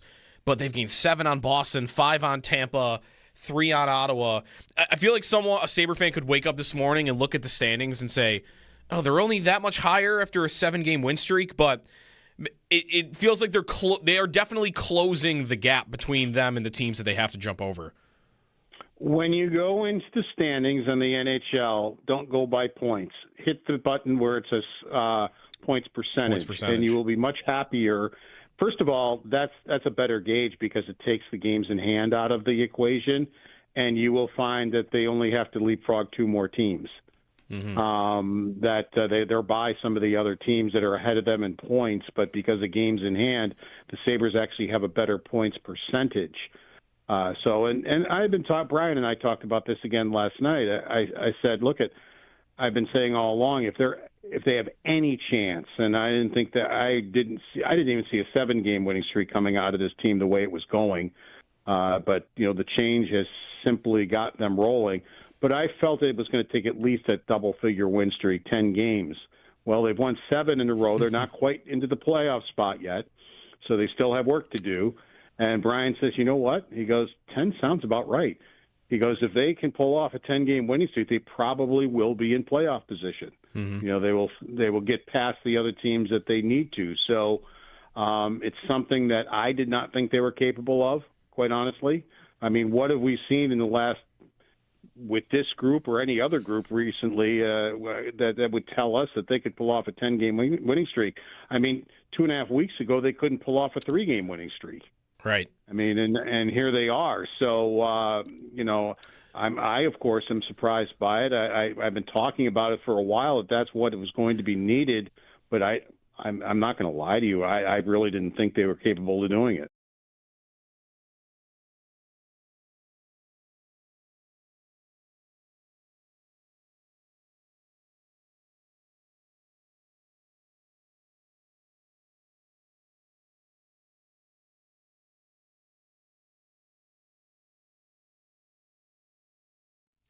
Paul Hamilton with us on the Western Hotline. The Sabres win over Ottawa 3-2. A night that Bo Byram legacy game could be said, right? Like 3 points, 2 goals. The most contribution he's maybe ever had in a single game for them? I think maybe I'd have to really think about it. One of the players that has really come to life is Bo Byram. He was on a really long stretch where I just thought to myself, what is wrong with him? He was giving the puck away constantly. He just was not playing well at all and just seemed absolutely lost. And it didn't matter what partner he was on. It graded out very poorly.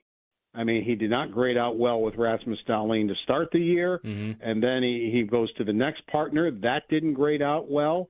It seemed like every partner he was with was the worst of the 3 pairs on defense. And since the Sabres have, gotten going here, I think he's been a big part of it. I think his game has changed totally. Part of it is getting into the rush, like Lindy Ruff wants all his defensemen to do. He seems to really be doing it more, and even it's gotten him some goals. It's also gotten him some chances where he hasn't necessarily scored, but he's been dangerous down low coming in. He's able to read the play, find the opening, get himself in a place where one of his teammates, he gives them a passing lane, and has been able to score. And I know the players, if you were listening to the post game last night, were kind of kidding around about his shot. Yeah. Tuck was like, what was that, about 35 miles an hour? But the reality is, if you do a knuckleball like that, you totally fool the goaltender.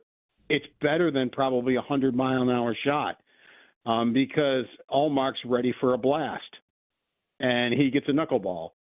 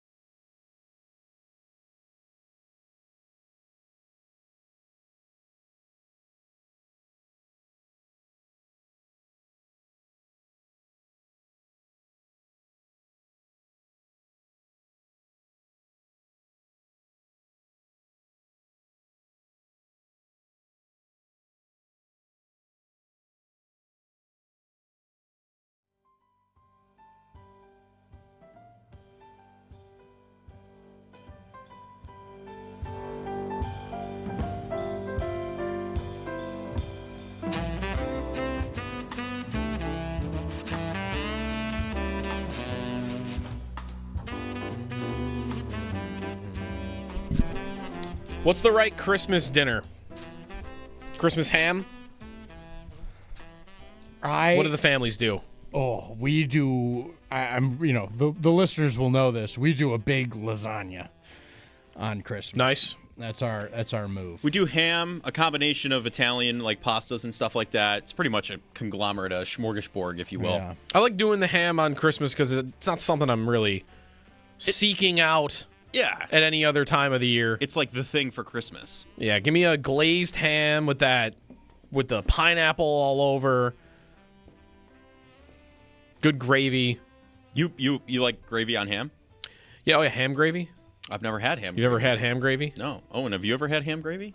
No. I never knew ham gravy existed. Like, is There's there ham specifically gravy. different gravy for ham? Or is this saying? like just regular brown gravy? Just gravy. It's funny because I don't know how it's made. I just know it's at my family dinner every year. Ham gravy. Ham gravy. It's either that, or usually there's two options. There's that, and then there is the like pineapple sauce, like apple sauce. I don't think I've had that. That you put on top of it. I don't think I've ever had that. What's happening right now? This is. Well, you just eat it plain? I eat ham. Yeah, glazed already. It's like right? meat. Yeah. I don't know. It's ham. I'll put it on a roll or something like that. I don't know. Yeah, ham sandwich. Sure. I'm not having a ham sandwich for Christmas Eve dinner. I could. A Sometimes ham to make room on the plate. It's like applesauce and there's other stuff in it. What is it? We're talking about like what? What? A dressing for That ham? I've seen that on pork. Sure. Like, but ham is applesauce with pork. I've seen. Yeah. Ham. I don't know. I'm gonna need some I need somebody some background else to information. agree with you on this, so I don't. No, think I'm you're telling you, the same this is a person. thing. It's definitely a thing. I want to say I don't believe you, but No, I promise. I will send a picture tonight. it's not that I don't believe that you would do it. You don't think it's I don't know how regular common thing? this occurrence. That might be. Yeah, I feel like that's. How would you know? You're having lasagna. If you were a ham eater, I on know, Christmas, but I then know think how you would the know. world works. Ham gravy does exist, and people do seem to do it regularly. I've just never heard of the Yeah, ham pineapple gravy. applesauce thing. Yeah, I don't know Like, what's up with yeah, the applesauce situation. It's like pineapple, applesauce. The and ham's something already else. sweet from the pineapples on the Yeah, outside and the right. glaze. Make it sweeter. You could always make it sweeter. Ham is the sweetest meat ever, and you got jeez. More. and you got More. like I don't know. Ham gravy as a phrase is freaking me out. No, too. ham I don't gravy's know good. why. Ham gravy's good. I feel like that would be good. It's made just. It's the same way you make other gravy. It's just the juice from the ham that you Right. make into a no, roux. I, So I, it's I like, understand. I just literally the actual words ham gravy are freaking me out for some reason. and this applesauce I think you pineapple just- situation Joe's trying to talk about. Do you like ham? I love ham. I do. I'm a big ham guy. Do you eat ham salad? You ever seen that?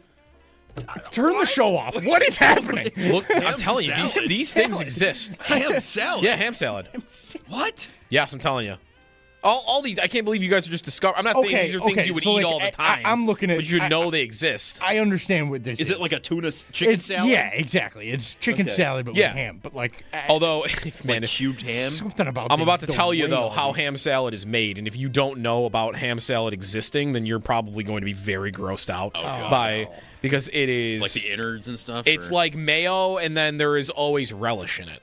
Oh, okay. that's fine. There's always relish. Yeah. Okay. That's fine. All right. Yeah. Just making sure.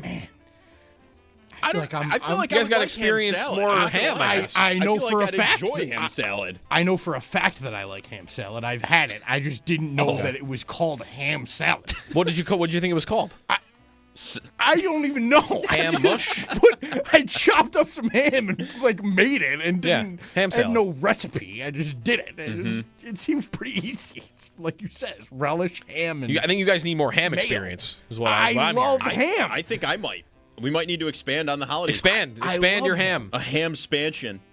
All right, let's go to break on that. We got a mega parlay coming your way rails in the next segment. Stay tuned for that. You really want to stay tuned for that.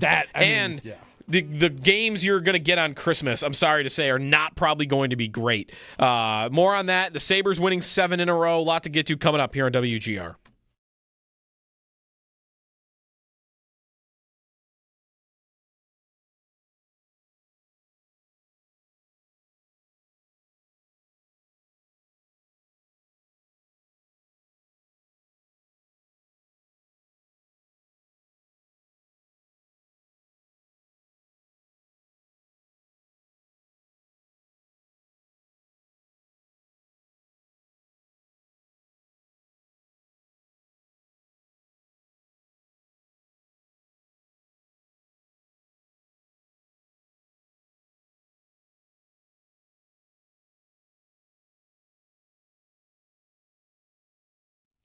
Paul Hamilton with us on the Western Hotline. The Sabres win over Ottawa 3-2. A night that Bo Byram legacy game could be said, right? Like 3 points, 2 goals.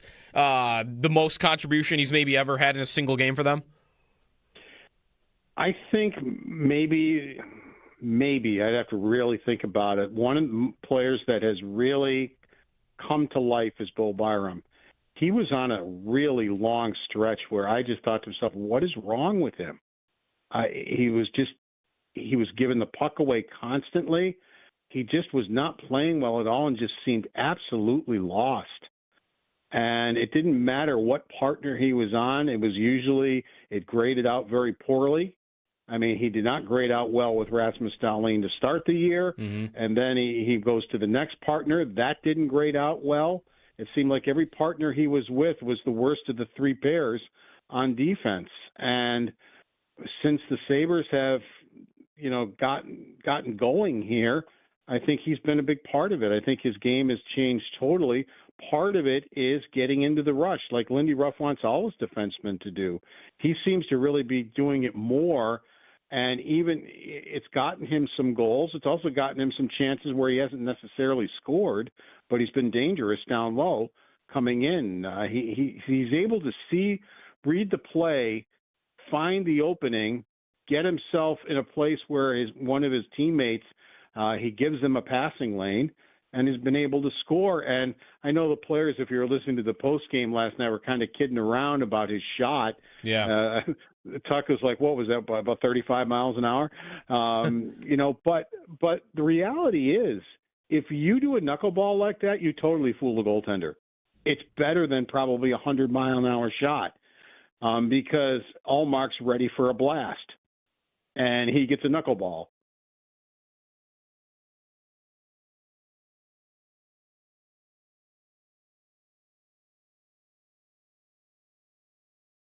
So the win against Ottawa, Paul, they're gaining ground on everybody. I looked at this during the win streak. They have gained ground, as you would expect, on every team in the Atlantic Division. A couple of them, like Montreal, Florida, it's only 2 points.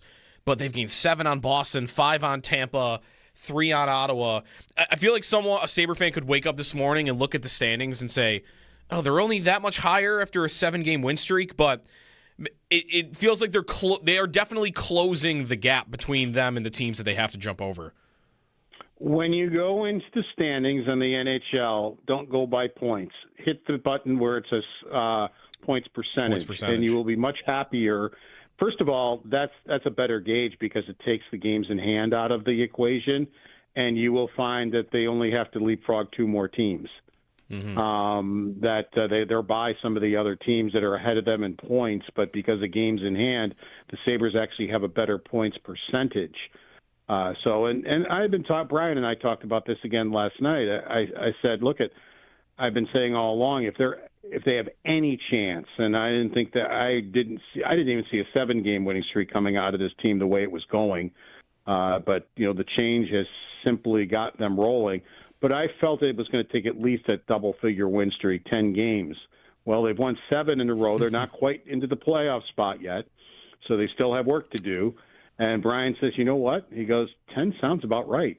He goes, if they can pull off a 10-game winning streak, they probably will be in playoff position. Mm-hmm. They will get past the other teams that they need to. So it's something that I did not think they were capable of, quite honestly. I mean, what have we seen in the last with this group or any other group recently that would tell us that they could pull off a 10-game winning streak? I mean, 2.5 weeks ago, they couldn't pull off a 3-game winning streak. Right. I mean, and here they are. So, I, of course, am surprised by it. I've been talking about it for a while, that that's what was going to be needed. But I'm not going to lie to you. I really didn't think they were capable of doing it.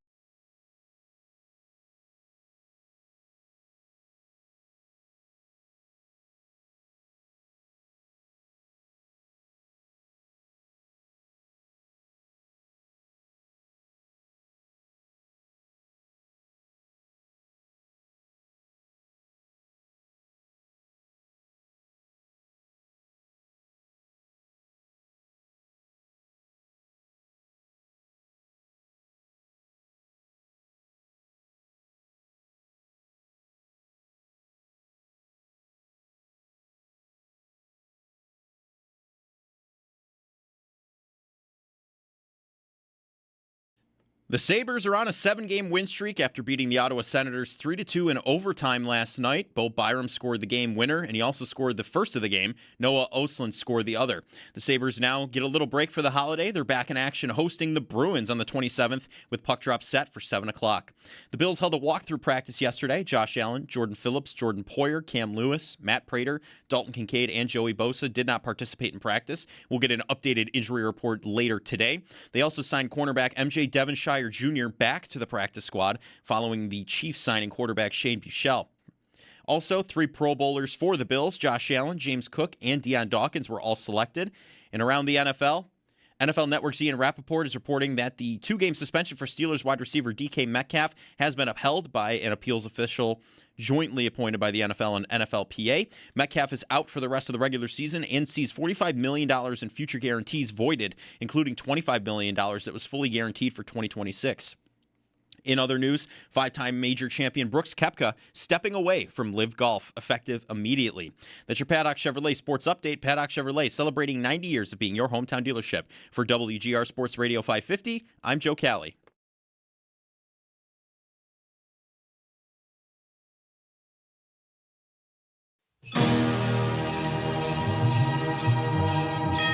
It's Jeremy White and Joe DiBiase. The best Christmas song. All right, I can listen to that. By a mile. Better than Rudolph the Red-Nosed Reindeer? The best. Better than All I Want for Christmas by Mariah Carey? It's not even close. It's this and the rest.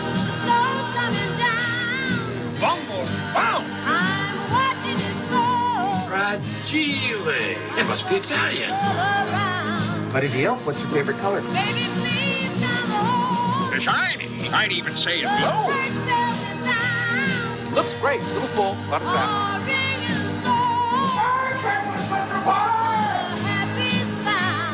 You'll shoot your eye out, kid. You're listening to Jeremy and Joe on the home of the Bills. WGR Sports Radio 550. Happy holidays. It's Christmas Eve. Sabres are winning games. Everyone's feeling good. Sneaky Joe DiBiase. Jeremy White is off today. Good morning. 803-0550 is the phone number. And we've got a parlay coming your way, which we almost hit on again last week, but I've not been a part of a win yet.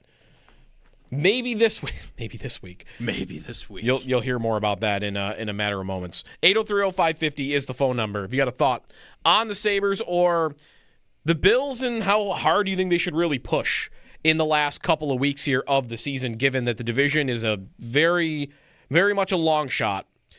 And you've got some injuries around the team right now. I mean, Allen is dealing with something nagging with his foot. We'll see what he does the rest of the week. He is going to play on Sunday. That's the expectation. Jordan Poyer's injury, I think, is really concerning. He's been great. I don't think just good. I think he's been great this year. Big plays. He looks more agile than what Taylor Rapp was showing at the beginning of the year. He's making tackles. He's definitely helping Cole Bishop. So his absence, I think, would actually be pretty tough to take. So maybe not just this week, but come playoff time, definitely we'll hope that he's healthy, and we'll see how much they want to push him over the next couple of weeks. Tomorrow's NFL schedule could not look worse. Could not have ended up being worse. When they made the schedule, I would have never looked at these 3 games and told you that these are bad matchups.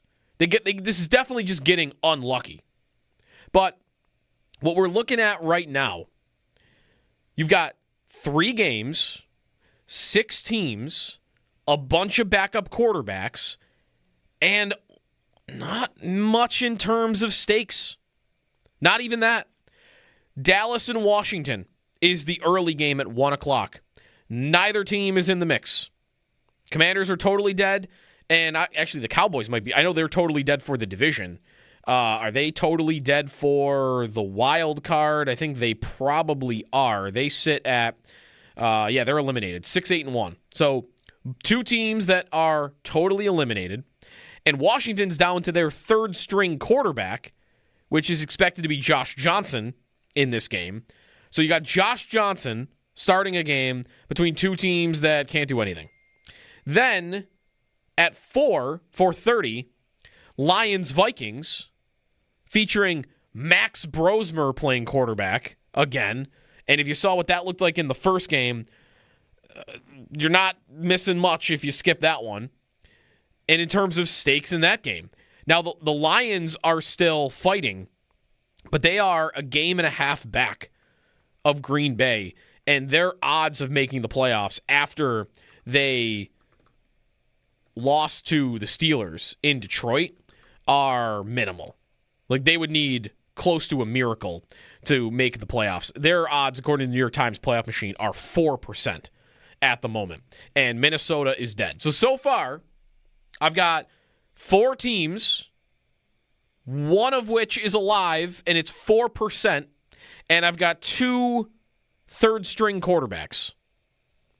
Now I get to the night game, and at 8:15, it's Broncos and Chiefs, which, again, beginning of the year, it looked like a great game.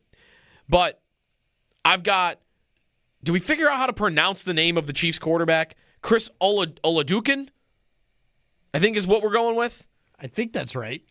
I have no idea. Yeah. Does it even matter? I guess we'll find out tomorrow. I think neither does anybody on the team. Right. Does Travis Kelce know how to pronounce his last name? Is Shane Buechele going to play for them? That's also a possibility. For real? Maybe.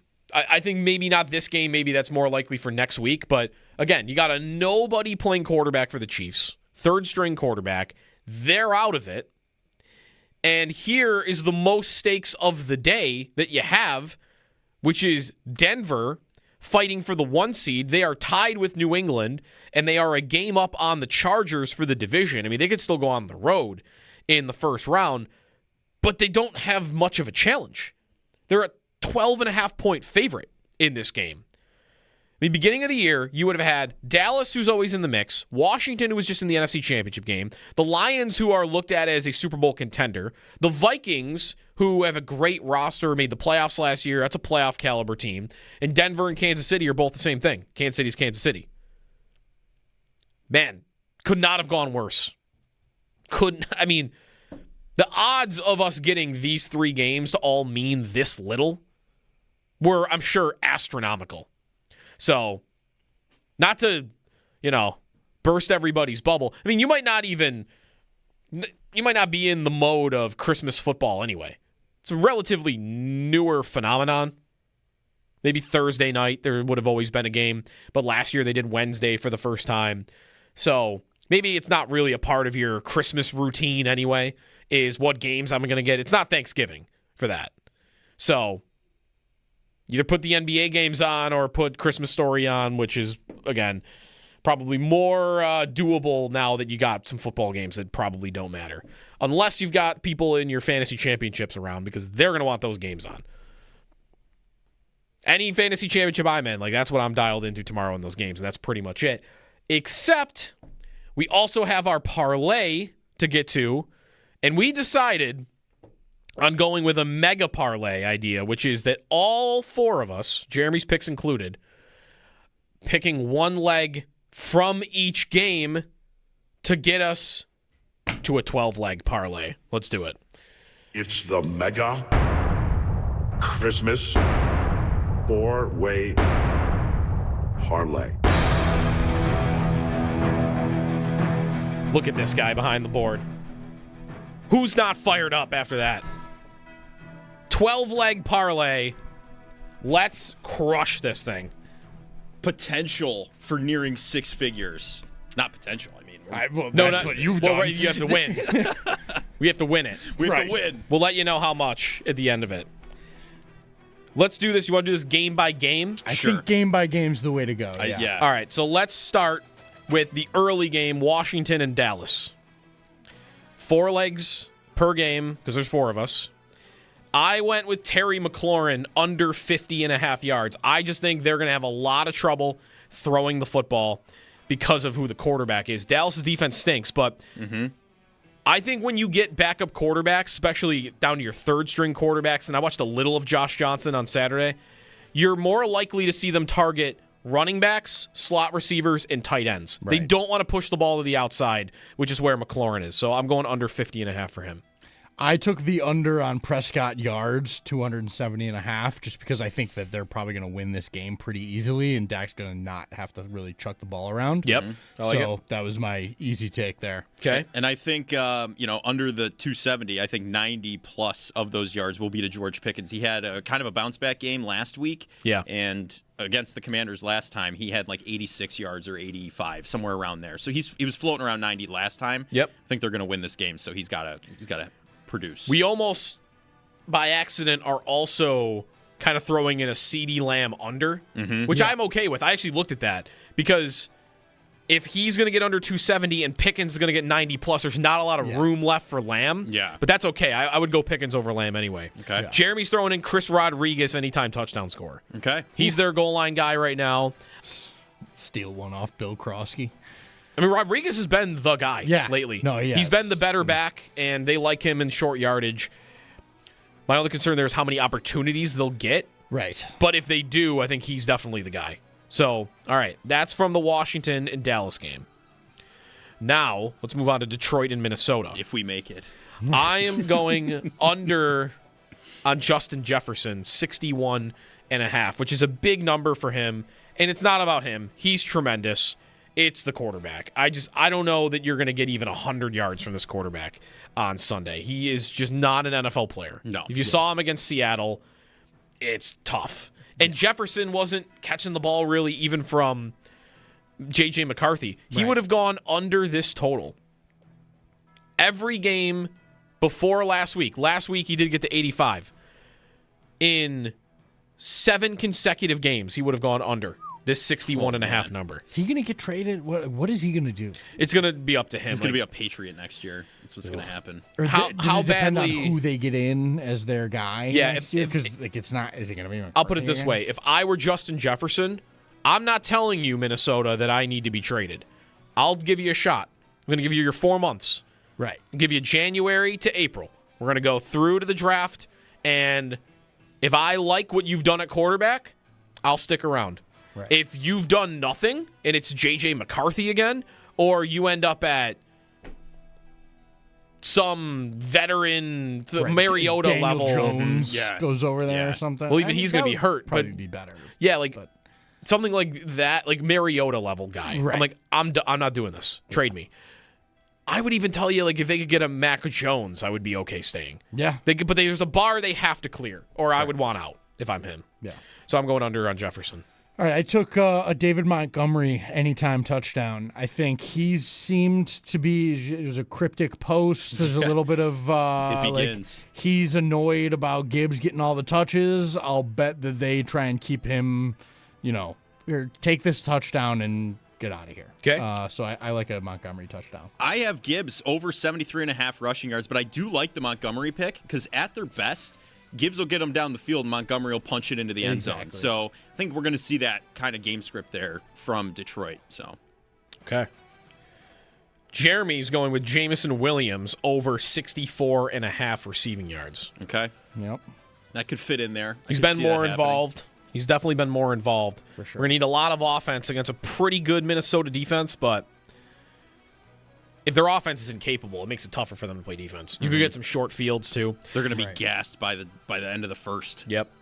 And finally, Denver, Kansas City. I'm going Bo Nix over 13.5 because I think that's a pretty low number for a pretty darn mobile quarterback. When he's on the run, he's got wheels.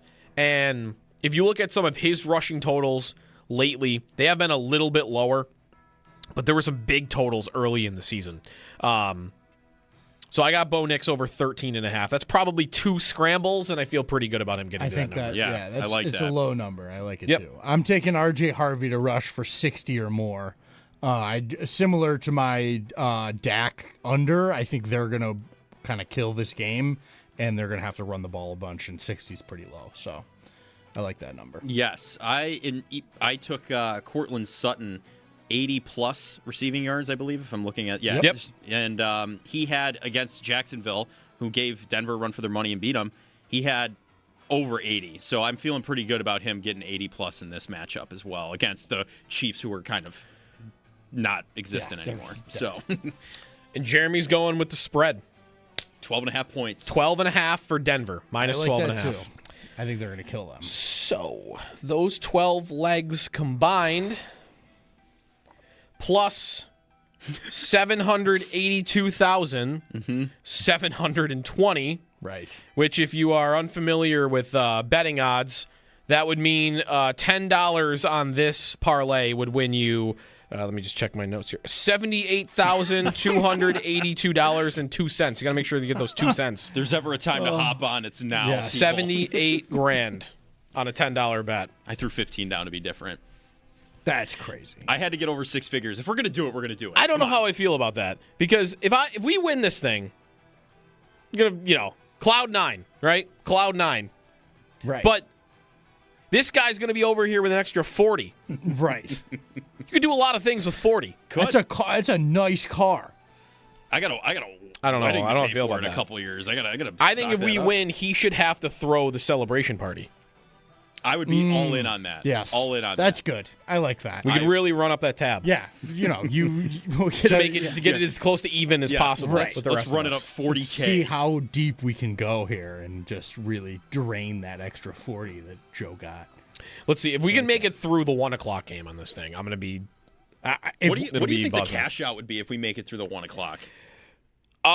Significant.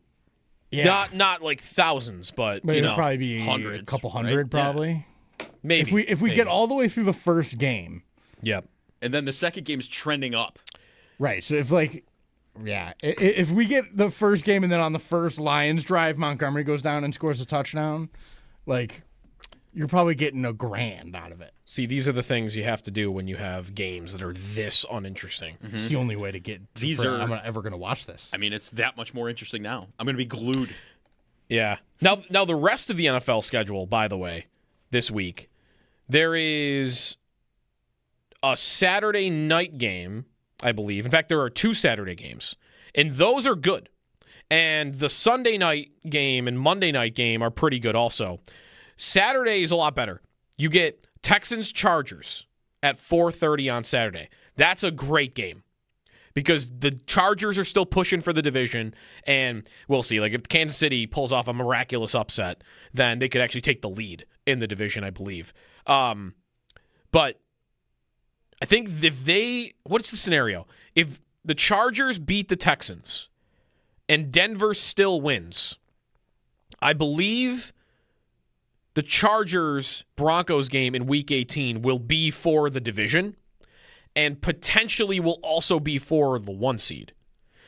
The Chargers' division record this year is 5-0, and the Broncos have the 1 loss to the Chargers already. So they'd be a game back, but they would have the tiebreaker. So if they both win this week, then Week 18, that's probably Sunday Night Football between those 2 football teams. So that's Saturday, and the Texans are still fighting for their division. They're a game back of Jacksonville. That's a big game. I would be rooting for the Chargers, I think, in that game because I would rather have the Texans be a lower seed than the Bills. And then the other Saturday game to look at this week is the night game, which is that Green Bay-Baltimore game we talked a little bit about earlier. The Packers still fighting for the playoffs, and Baltimore's really slim chances to win. We'll know that game has meaning because Pittsburgh and Cleveland don't play until the next day. So you get 2 games with stakes, pretty good teams featured on Saturday. Definitely better than what you're going to see tomorrow. And then Sunday night and Monday night, Bears-Niners on Sunday night is really good. And Monday night is Rams and Falcons. That game matters for the Rams, not really much for the Falcons. One other game I did want to talk about this week, and we could do more of this on Friday. There are a couple of big games for last place. This is a tank week in the NFL. It could be. This week, you have the Titans and the Saints. And, again, these teams are bad. The Titans right now have the 5th pick because they won another game. They have fallen to the 5th pick. The Saints have fallen to the 8th pick. So those 2 teams should want to lose to go higher. And then the real big one for this is the number 1 pick team versus the number 2 pick team right now. The Giants and the Raiders play at 4:05. Get ready for that barn burner. The 2 worst teams in the league this season. And right now, the Giants would pick number 1, the Raiders would pick number 2. And they play each other at 4:05.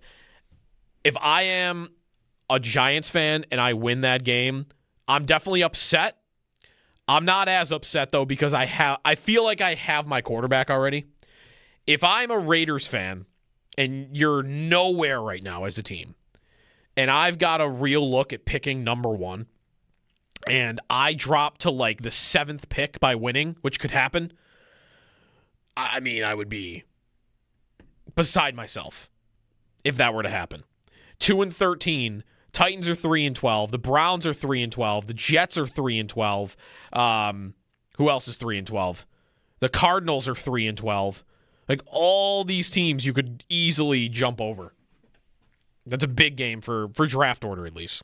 803-0550 is the phone number. Get back to the Sabres a little bit. 7-game win streak. And I had some numbers on this earlier. There might be some numbers that show they're not as good as they're showing in the last 7 games, but I feel like my eyes are telling a totally different story. More on that when we come back. Your phone calls as well here on Jeremy and Joe on WGR.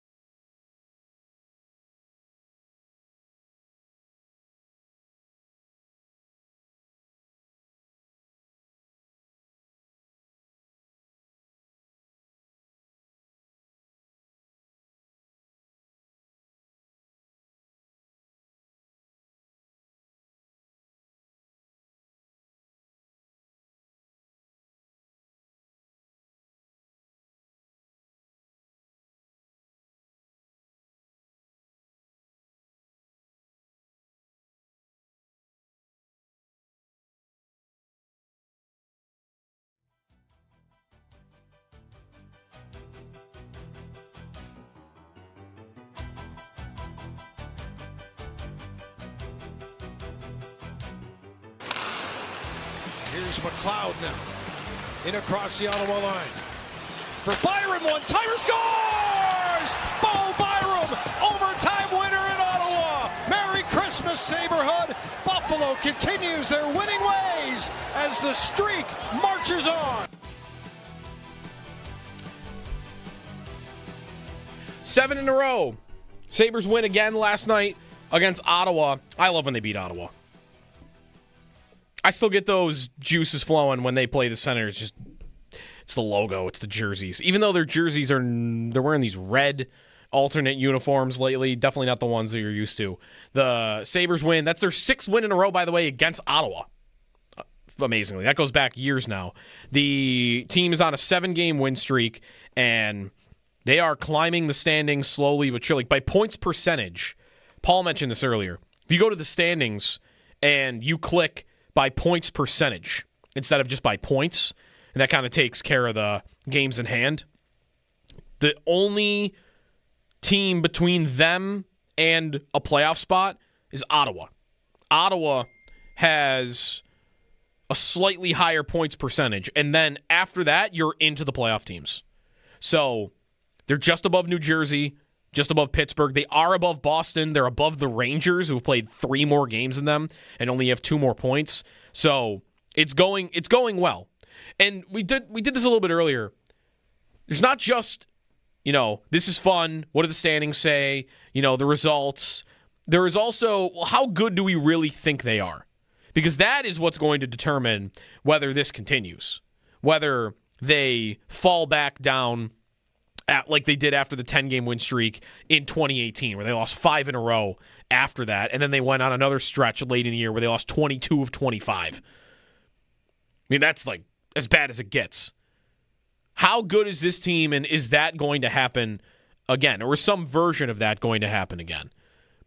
Because some of their advanced numbers, their shot share, shot attempts, expected goals during this 7-game win streak are not good. But I think there are things that explain that. I think some of these games, feels like teams are piling up shots in the third period when the Sabres have the lead and they back off a little bit. And maybe you think they back off too much. They've given up a couple of late leads in this stretch. Penalties have been a part of that. But I'm not willing to say, oh, well, this is fake because their Corsi isn't good in the 7 games. I'm not willing to go that far. I feel like watching them, there is definitely an energy about their game right now. I think they look, you know what it is? I think they look fast. And I think that could be a couple things. That can be energy and compete level and, all the narrative stuff that you'll hear about a team when they go on a stretch like this. I also just think they're a pretty fast team. I think they've got good skaters all over the roster. I mean, the goal last night, we talk about the result and how it ends up in the net. Bo Byram having a great night, maybe his best night as a Sabre, and he scores on a knuckleballer past Linus Ullmark. The reason they score that goal is not Bo Byram. Right. It is Ryan McLeod being one of the fastest players in the NHL and skating around 2 checkers that are stationary, and he's able to get around them in a way that if he wasn't that good a skater, he probably either gets clogged up in the neutral zone or the guy on the wall, I forget who it was for Ottawa, stick checks him, and now they're fighting on the boards. Instead, he's got the speed to go around both of them to get to his spot where he can pass it across to Byram. Right. And that play only happens because, McLeod is maybe your number one example of this. I feel like they've got good speed on every line right now. Yeah, Tuck can really go. There was a moment last night where he picked a puck up behind the net and started wheeling up the ice, and to the point where I exclaimed, like, whoa, look at him go. Like, he's on tracks. And, the reality of what this league is now is that it's a fast, skilled league with a bunch of real big dudes that are also fast and skilled. Yeah. Like, there's been a clear shift, I think, since the really Tampa prime back to a little heavier of a style with Florida winning it, and these bigger, heavier teams are winning it, but they're not bruiser teams as a whole. Yep. They have got guys that go and guys that can make plays. And I think that the league is right now in a spot where everybody's figuring out what blend of that do we need that will bring us the most success. Yep. How much do we want to lean into having, we talk about the NHL draft this summer the Sabres had. They drafted like 5 defensemen that were like 6'5" or above. Like they drafted a bunch of giant mutants. And now I think you're trying to fill the cupboard with that and then find, all right, how much of that do we need versus how much of, Noah Ostlund do we need? And how much of that kind of game where they can scoot and they can make plays and they play hard, but they may not be physically as impressive. Mm-hmm. But understanding how to play the game now where it is heavy and you do get killed in the corner and, stealing plays off is really important. We talked to Lindy yesterday. He praised Samuelson's ability to kill plays with his physicality. And that is real. You watch him, and you can recognize if you're looking for that. You watch Matthias read a play and go, I'm going to just go run this guy into the boards and just hold him there. Somebody's going to come help me. The puck will be out, and then we're shifting the ice, and we're gone. Mm-hmm. And that is where the balance comes, and you've got to have some guys that can do that and some guys that can skate like McLeod, who has what? 20 hits a year? Like, he doesn't touch anybody. He does not throw hit. He did the other night against It was New in Jersey. the second period where everybody was hitting everybody. I really had that thought of, wow, they're hitting everybody when McLeod dropped the guy in the corner. And he averages, I think he has like 20 hits in his Sabre career. Right. Like, he doesn't touch anybody because that's just not his game. And that's okay because he affects the game in different ways.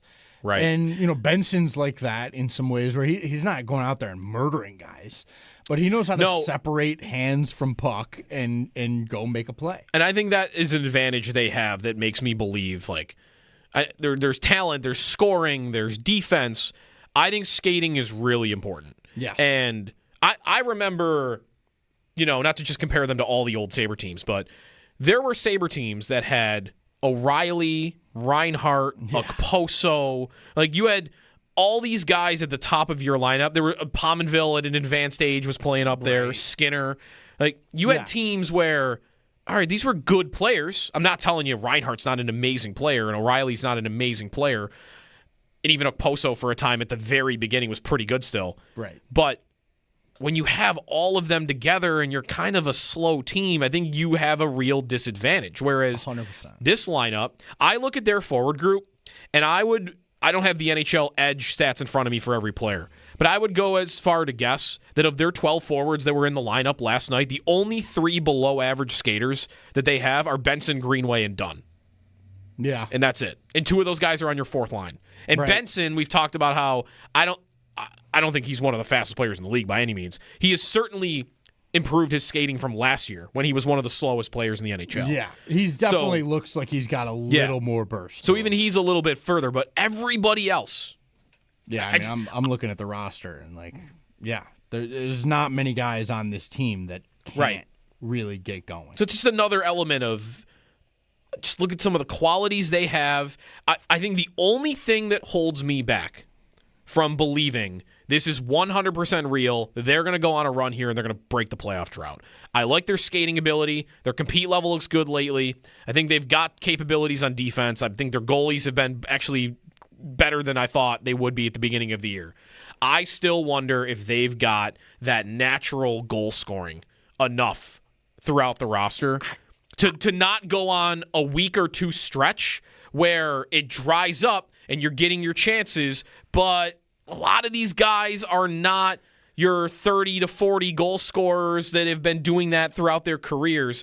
I've got Krebs at the top, and I've got a rookie in Ostlund, and I've got Benson who doesn't really shoot the puck, and Quinn doesn't really score on a consistent basis. Like, I've got just enough of those guys where I'd be worried they'd go on like a 2-3 week stretch where they're actually even playing well, but they're not getting the results because they don't have a lot of these super gifted shooters. Yeah, I think I disagree with that. I think the league as a whole has been diluted by the expansion. So there's one less guy like that on a team. And I think you look around the league and you look at their goal scoring depth in what they've got between Thompson, Norris, Zucker can score, Tuck scores, Kulik when he's in scores. Zucker and Kulik would help that a lot. Yes, absolutely. And they're out. And that does matter. Like, to your point, that absolutely matters. But I don't see that as a major shortcoming for them. I might think that they have a playmaker problem more than a goal scoring problem. Yeah. Is what I would probably point to. But I think that it's hard. Their best playmaker right now is probably Benson. Yeah, right. And he's undeniably great at that. Yes. And Norris is a good playmaker too. Like they've got guys that can do it. It's just I would be less concerned about their finishing ability and more concerned about their setup. Which sounds silly because they've had trouble finishing this season. But I think with the players they have, they've got guys that can do it. I'm finding less and less reasons to tell myself don't get excited.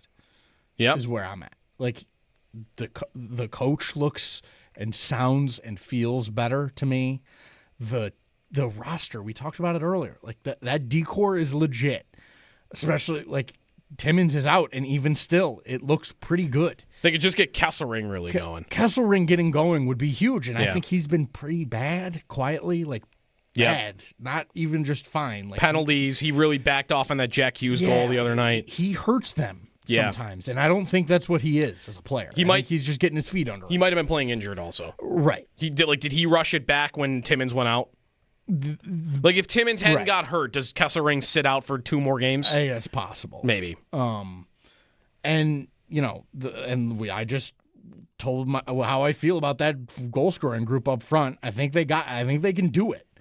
The goaltending consistency I need to see. I think Lyon's been great, but he was great at the start of the year and then slumped.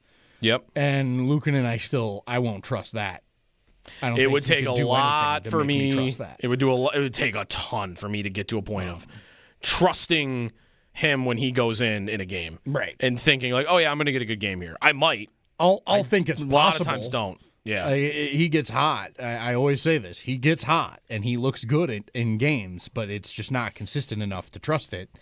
So there's questions, absolutely, but they have worked themselves right back in it. And I think you look around at the teams around them and you can see a path. Right now, they play home against Boston Saturday, and then they go on the road. Next week, they are at St. Louis, at Dallas, and at Columbus. Right. One of those teams is a much bigger threat than the other two. The Stars are a very good team. The Blues are not, and neither are the Blue Jackets. So a couple of very winnable games coming up. Go win 3 of the next 4, and you are really in it. Saturday against Boston, the building should be buzzing. I think it's going to be psychotic. Sell out, I'm sure. Hopefully they give us a good game on Saturday. I think they will. I don't think Boston's very good either, so I think it's the perfect team to play right now. It really is. Because I don't think they're as good as their record, and the record even is coming back down to earth. And you're at home, and it's a team everybody hates, no matter what generation of Sabre fan you are. Right. That's Saturday. All right. We have time for a phone call when we come back. Mo, if you stay on hold, we'll get you an extendo. We got the Northtown Automotive Extra Point Show coming up as well at 10 here on WGR.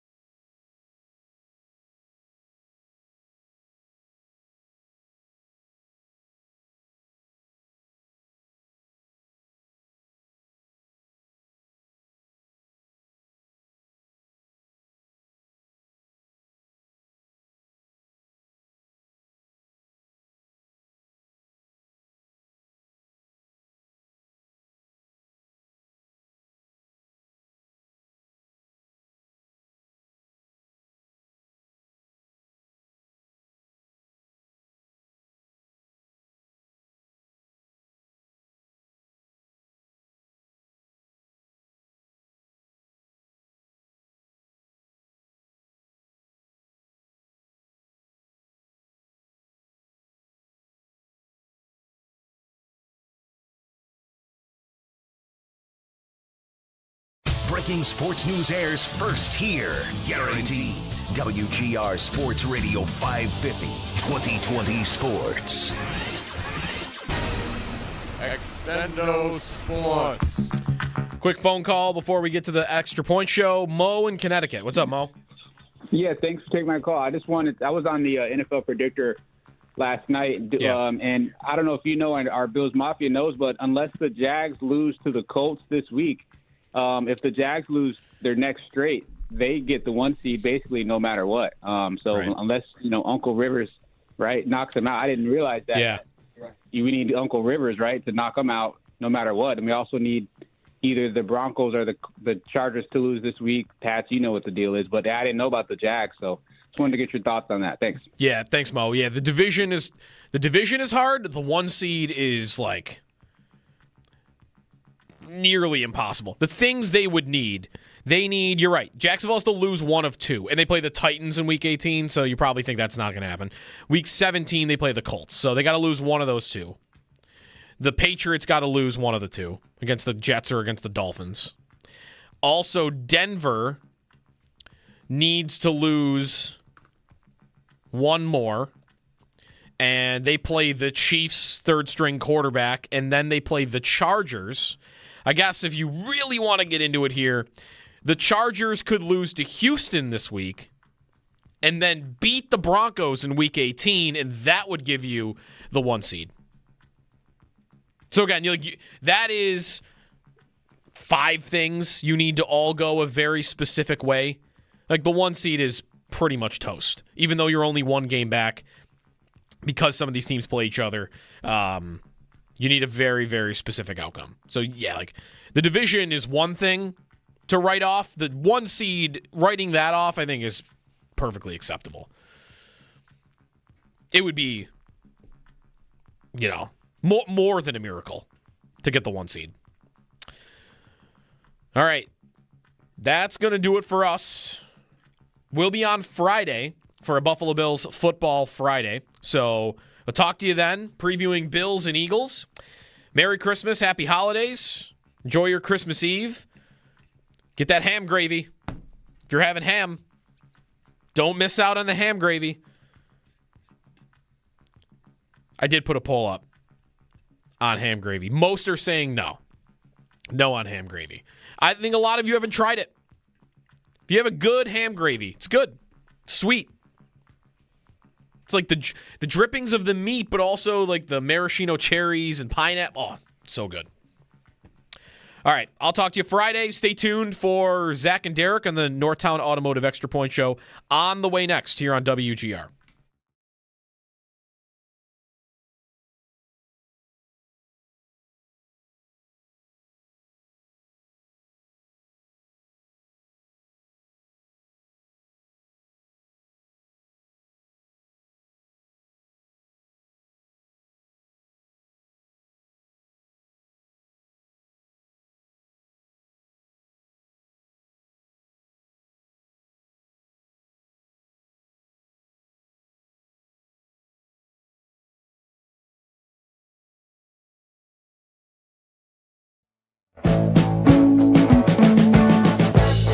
We've been living in sin so long, all the feels are gone.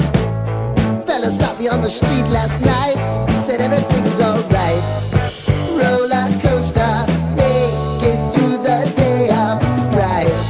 It seems your meal ticket is gone, but life goes on. I could never imagine something better. Yeah, right. Now you're cooking on high heat in the middle of the street. Roller coaster, take me to a better time. Let's go! All sing your high line with the roller coaster of life. Yeah. It's time to all choose your timeline on the roller coaster of life.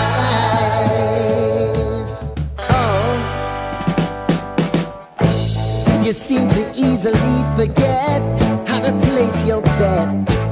When everyday life gets you down, you gotta steal the crown. Got to own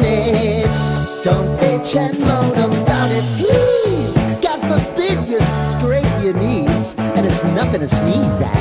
Oh, I've told you over and over again. You gotta get both hands around it and make your own plans. Roller coaster, it's taking over. It's about time.